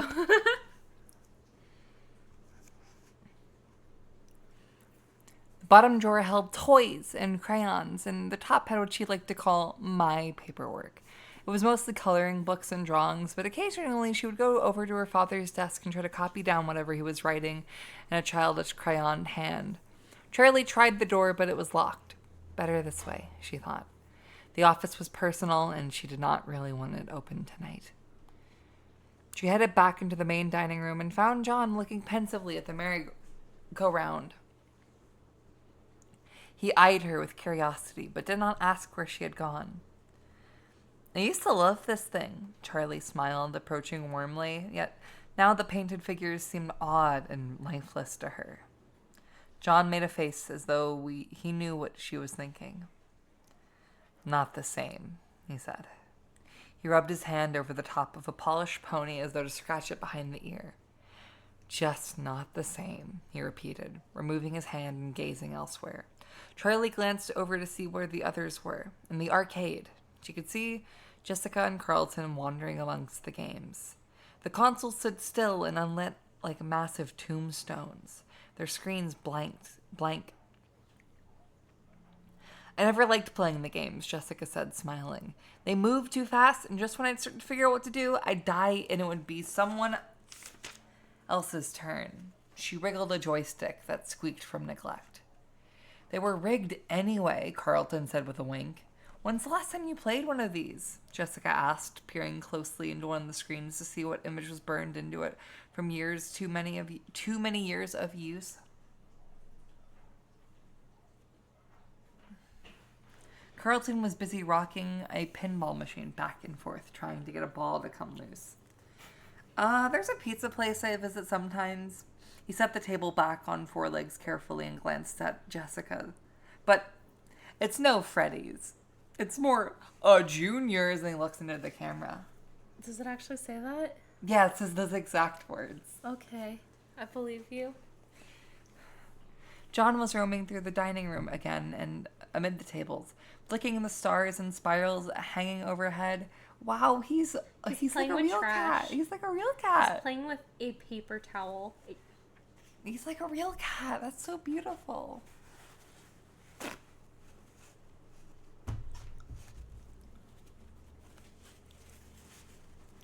It does not say that. Well, no, our copy of the book says that. Maybe we got like a rare, like a misprint that you just haven't seen. Yeah. We're specialer than you, so we We got are. the special version. I'm going to tweet this picture of Wander playing with trash. There's so much Wander hair on my hands. It's because your hands are wet and everything is adhering to them. Fuck you. I try. You're putting filters on this freak? Nothing can make him beautiful. I'm brightening it so that it's not so dark and scary. Sorry.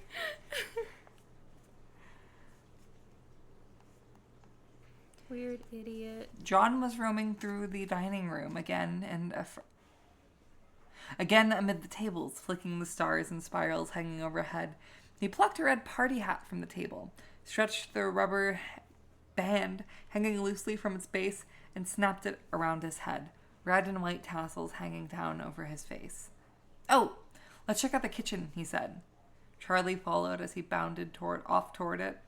Although the kitchen had been off limits to her friends, she spent a lot of time there, so much that the chefs chased her out by name, or at least by the name they'd heard her father call her, Charlotte. John overheard someone calling her Charlotte one day when they were in kindergarten and persisted in teasing her with it constantly. He could always get a rise out of her with that. It wasn't that Charlie didn't like her full name, but Charlie was who she was to the world. Her father called her Charlotte, and it was like a secret between them, something no one else was allowed to share. The day she left Hurricane for good, the day they said goodbye, John had hesitated. "Bye, Charlie," he said. In their cards, letters, and phone calls, he never called her Charlotte again. She never asked why, and he never told her. May petting Wander's wet hand style? You don't have to say that. Someday I'll read House of Leaves, but I'm intimidated by it. I read part of it on stream 2 years ago. Oh, right. I remember that. I have joked about reading it on stream again, but I'm probably just going to read it on my free time. I don't read books. I don't read enough books. I need to die. I'm uneducated. I love to read books, but I'm not loving how little progress it feels like we've made. How long does this stream need to be? I'm sweating. It doesn't need to be long. Why is this book so fucking long, though? Okay, chapter 7 is on page 200. Maybe this book has some big chapter breaks. Yeah, I guess the chapters are pretty long. I thought they were going to be way shorter than they were. Yeah. Like, let's see, where does chapter 3 start? It looks like here, if this dark page at the edge is any indication, yeah. Page 67. Look at how much we still have to read. I'm not saying every chapter needs to be 10 pages, but god damn.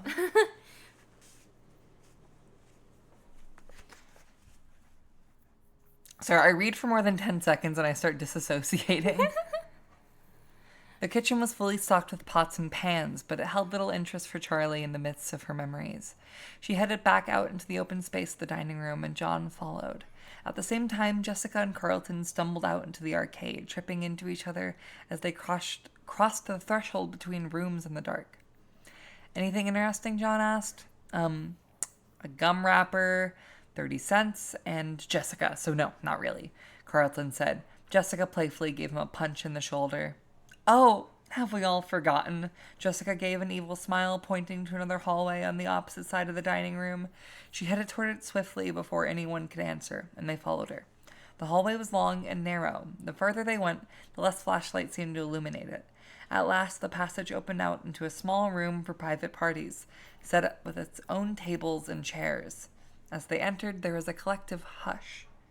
There, in front of them, was a small stage, the curtain drawn. A sign was strewn across the front, "Out of order," and read in neat, handwritten letters. Hey, it's not two adult women fail to meet their middle school reading goal. I read quite a lot, actually. They stood still for a minute, then Jessica went up to it and poked the sign. Pirate's Cove, she said. 10 years later and it's still out of order. Don't touch it, Charlie thought.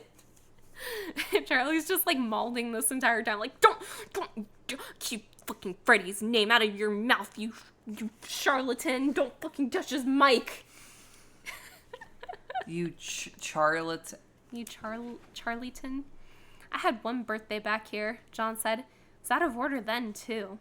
He took hold of the edge of the curtain and rubbed the glittered fabric between his fingers.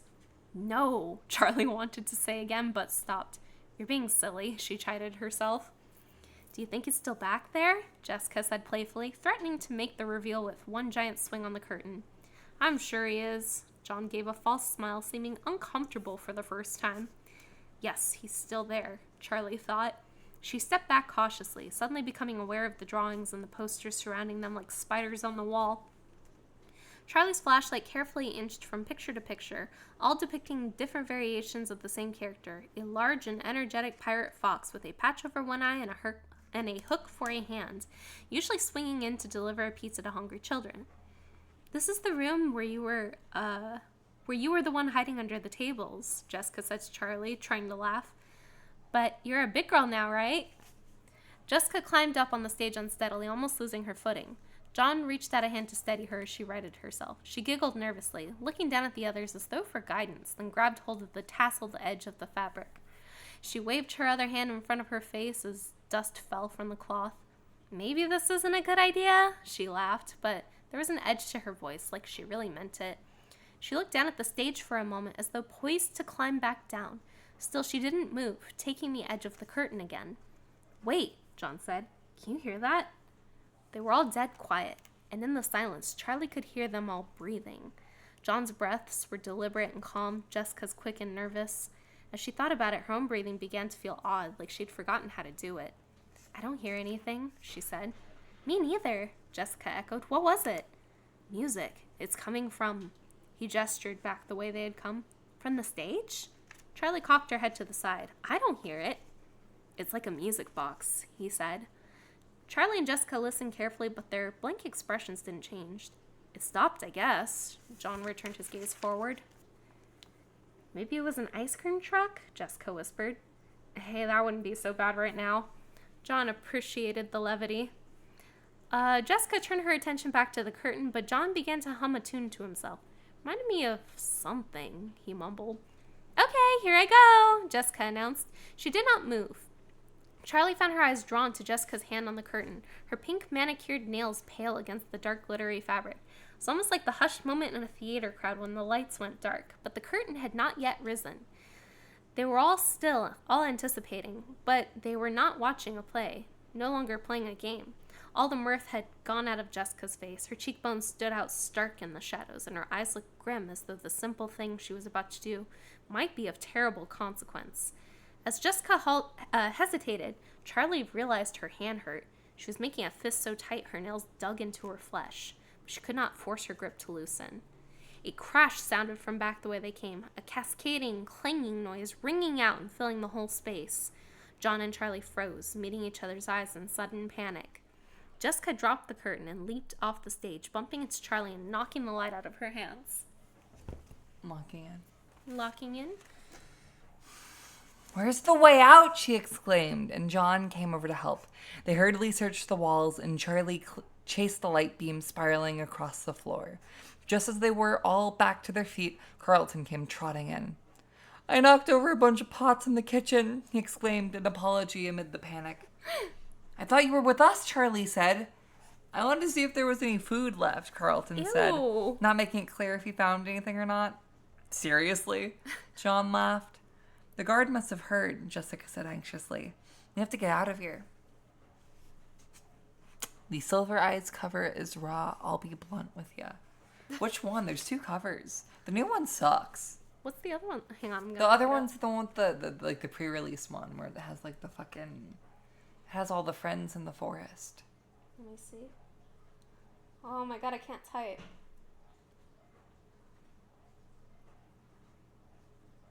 Oh, right, yeah, this one.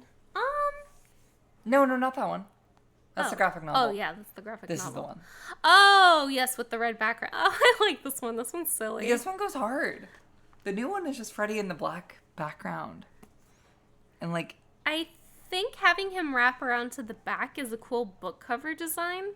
Because he wraps over the spine and onto the back. So you can see his whole face if you spread it.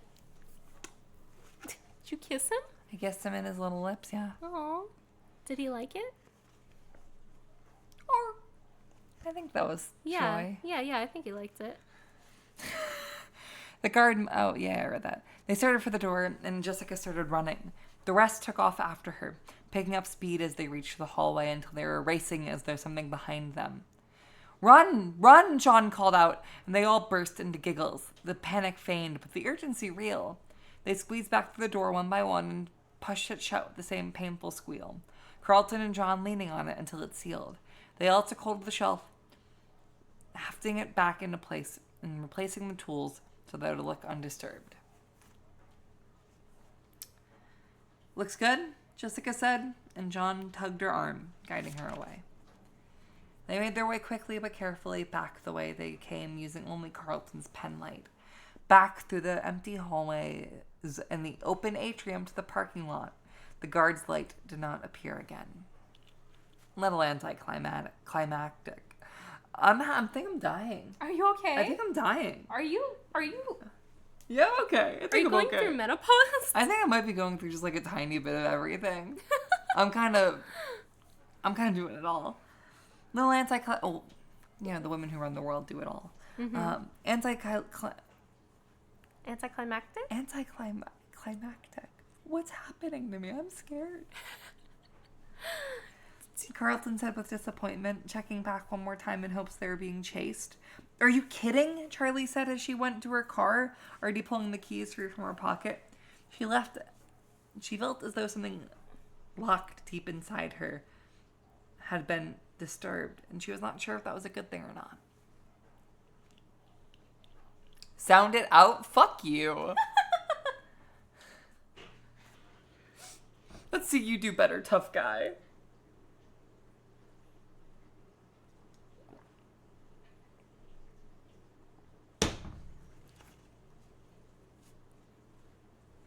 That was fun, John exclaimed, and Jessica laughed. That was terrifying, she cried. Give me both, Carlton said, grinning widely. Charlie began to laugh, and John joined in. What? Jessica said. Charlie shook her head and still laughing a little. It's just, we're all exactly the same as we were. I mean, we're totally different and older and everything, but we're the same. You and Carlton sound exactly like you did when we were 6. Right, Jessica said, rolling her eyes, but John nodded. I know what you mean, and so does Jessica, but she just doesn't like to admit it. He glanced back at them all. Is everyone sure that the guard didn't see us? We can outrun him now, Carlton said reasonably, his hand resting on the car. I guess, John said, but he did not sound convinced. You haven't changed either, you know, Jessica said with a certain satisfaction. Stop looking for problems where there aren't any. Still, John said, glancing back again, we should get out of here. I don't want to push our luck. See you all tomorrow then, Jessica said as they parted ways. Carlton gave a little wave over his shoulder. Charlie's heart sank a little as Jessica settled herself into the passenger seat, tidily buckling herself. She had not been looking forward to this. It wasn't that she didn't like Jessica, just that being alone with her was uncomfortable. She still wasn't much more than a stranger, yet Charlie was still exhilarated from the night's adventure, and the lingering adrenaline gave her a new confidence. She smiled at Jessica. After tonight, they suddenly had something very much in common. Do you know which way the motel is? She asked, and Jessica nodded and reached for her purse down at her feet. It was small and black with a long strap, and on the drive to the construction site, Charlie had already seen her remove a lip gloss, mirror, a pack of breath mints, a sewing kit, a tiny hairbrush, and now she pulled out a small notebook and pen. Charlie smiled. Sorry, how much stuff do you have in that thing? She asked. And Jessica looked at her with a grin. The secrets of the purse must not be disclosed, she said playfully, and they both laughed. Jessica started reading Charlie the directions, and Charlie obeyed, turning left and right without paying much attention to her surroundings. Trade off? Yeah. Where? Here. Gotcha.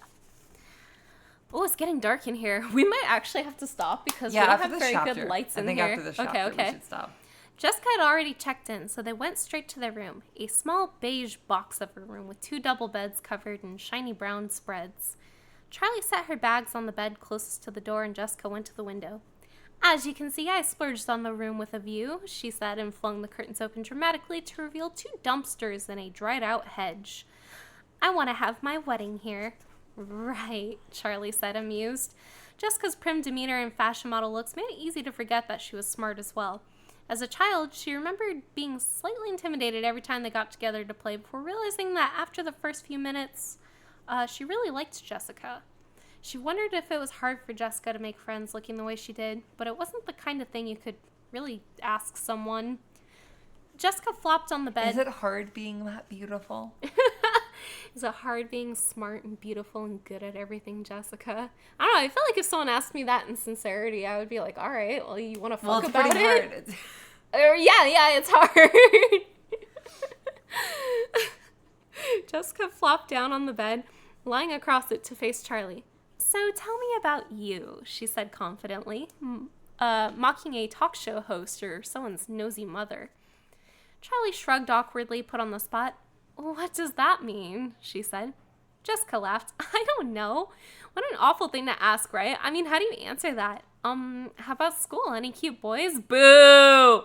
Boo! Heterosexuality, boo! Sorry. Gross. Charlie lay across the bed, mimicking Jessica's position. Cute boys? What are we, 12? Well... Get her ass! Jessica said impatiently. I don't know, she said. Not really. Her class was too small. She'd known most of the people in it since she moved in with Aunt Jen, and dating anyone, liking them like that, seemed forced and altogether unappealing. She told Jessica as much. Most of the girls, if they want to date, they date older guys, she said. And you don't have an older guy? Jessica teased. Nah, Charlie said. Figured I'd wait around for our batch to grow up. Right, Jessica burst out laughing before quickly thinking of something to share. Good for her. Last year there was this guy, Donnie, she They're said. 17. I was gaga for him, like really. He was so sweet to everyone. He wore all black all the time, and he had this black curly hair so thick, all I could think about when I sat behind him was burying my face in it.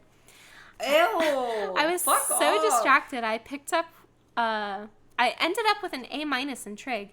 He was super artistic, a poet, and he carried around one of those black leather notebooks, and he was always scribbling something in it, but he would never show anyone. She sighed dreamily. I figured if I could get him to show me his poetry, I would really come to know his soul, you know? So, did he ever? Charlie said. Oh, yeah, she said, nodding emphatically. I asked him out finally, you know, because he was shy and he was never going to ask me. We went to the movies and made out a little. Then we went and hung out on the roof of his apartment building, and I told him all about how I wanted to study ancient civilizations and go on archaeological digs and stuff. And he showed me his poems. And did you come to know his soul? Charlie said, excited to be included in girl talk, something she felt like she'd never really gotten to participate in before. Charlie nodded eagerly, but not too eagerly. She calmed herself as Jessica scooted forward on the bed to whisper. The poems were awful. I didn't know it was possible to be both melodramatic and boring at the same time. I mean, like, just reading them made me embarrassed for him. She covered her face with her hands. Charlie laughed. What did you do? What could I do? I told him it wasn't going to work out and went home. Wow. Get Ben. Wait, right after you read his poetry? I still had the notebook in my hand. Oh no, Jessica, that's awful. You must have broken his heart. You probably deserved it. I know, I felt so bad, but it was like the words just came out of my mouth. I couldn't stop myself. Did he ever speak to you again? Oh yeah, he's perfectly nice, but now he takes statistics and economics and wears sweater vests. You broke him! Charlie threw a pillow at Jessica, who sat up and caught it. I know, he'll probably be a millionaire stockbroker instead of a starving artist, and it's all my fault. She grinned. Come on, he'll thank me someday. Charlie shook her head. Do you really want to be an archaeologist? Yeah, Jessica said. Huh, sorry, I thought... Charlie shook her head. Sorry, that is really cool.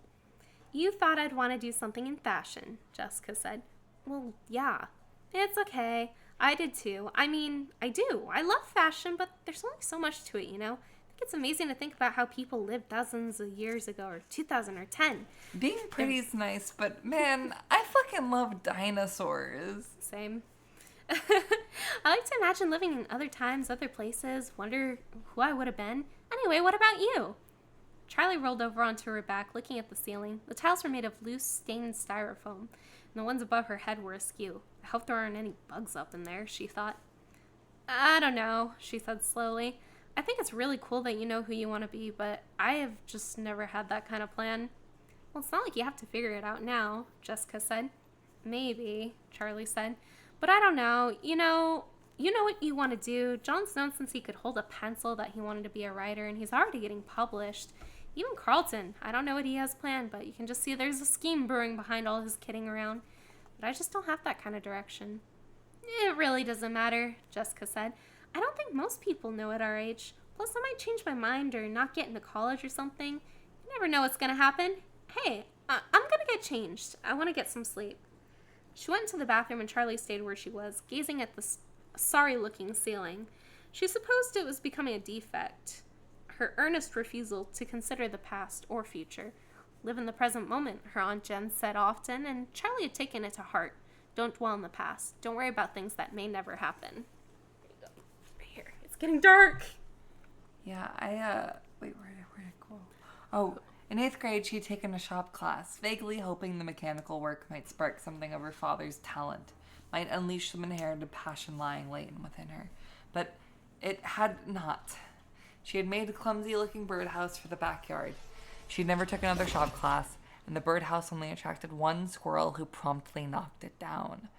Jessica came out, wow, good for her, of the bathroom wearing pink striped pajamas, and Charlie went in to get ready for bed, changing and brushing her teeth hurriedly.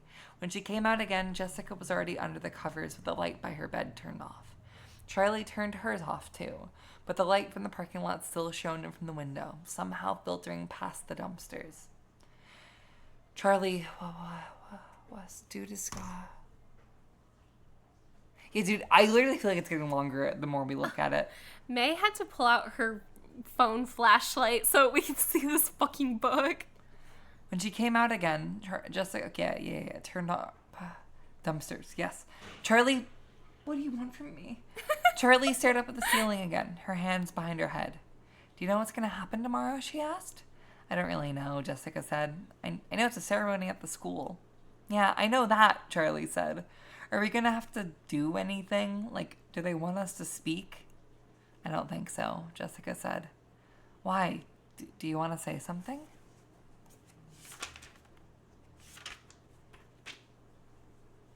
No, I was just wondering. Do you ever think about him? Jessica asked. Sometimes. I try not to, Charlie said half-truthfully. She'd sealed off the subject of Michael in her mind, locked him tight behind a mental wall she never touched.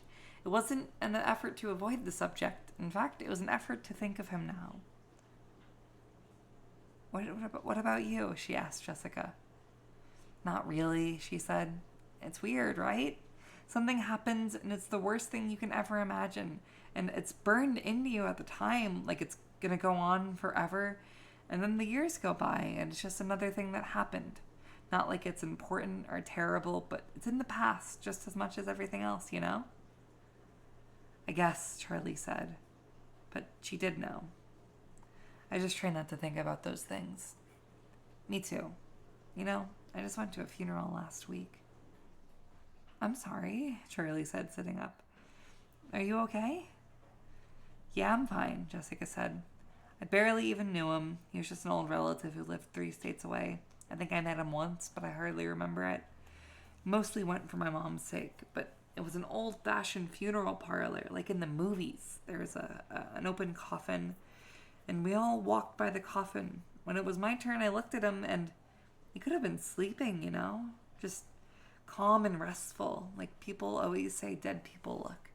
There was nothing that I could have pointed out that made me think, dead. If you asked me, every feature of his face looked the same as if he was alive. The skin was the same, his hair was the same as if he were alive, but He wasn't alive. And I just knew it.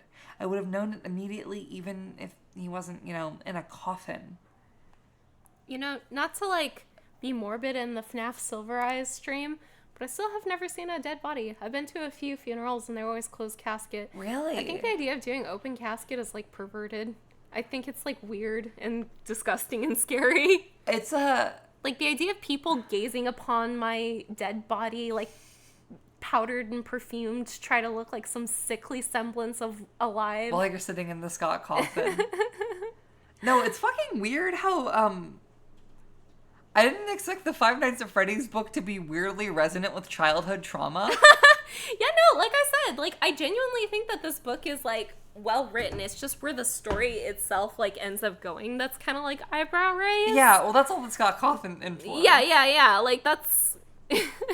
She's a talented writer. I think that she is very good at getting across, like, a potent, lonely vibe. Yeah. I know what you mean. There's something about them where they're... Charlie said softly. It sounds stupid when I say it, but when I looked at him, he looked so alive. And yet, I just knew that he wasn't. It made my skin crawl. That's the worst thing, isn't it? Charlie said. Things that act alive but aren't. What? Jessica said. I mean, things that look alive but aren't, Charlie said quickly. We should get some sleep. Did you set the alarm? Yes. Good night. Night. Charlie knew sleep was still a long way off. She knew what Jessica meant, probably better than Jessica did. The artificial shine in eyes that followed you as you moved, just like a real person's would. The slight lurch of having realistic animals did not move the way a living thing should. The occasional programming glitch that made a robot appear to have done something new, creative. Her childhood had been filled with them. She had grown up in the strange gap between life and not life. It had been her world. It had been her father's world. The gap between life and lifeless would have read better. Yeah. Charlie closed her eyes. What did that world do to him? Chapter 3. Woo! I think I want to call it. I'm really dizzy. I don't know why. It's hot and dark and scary. Dude, I'm fucked up disassociating reading the Five Nights at Freddy's book. Lost in the wet pages. I'm always lost in the wet pages. All right. I'm honestly good to call it here. Like a nice 2-hour Five Nights at Freddy's VOD. Are we going to end up reading the rest of this on stream eventually? I'd like to, yeah. This is going to be a lot of very long streams. Yeah. Jesus Christ. How many chapters does this book have? 12. Okay. Oh, God, we're 1/6. Oh, six streams of Freddy. No, I think they'll go faster in the future or be longer in the future. Yeah. Oh my gosh, Five Nights at Freddy's. Five Nights at Freddy's. We haven't even seen him. Like, we've seen him. Yeah, but he hasn't moved yet. Yeah. As far as you know. Do you have hiccups? I think I'm dying. If anyone wants to hire me to be an audiobook woman, I will. If anyone wants to put me down and just fucking end it already, I mean, I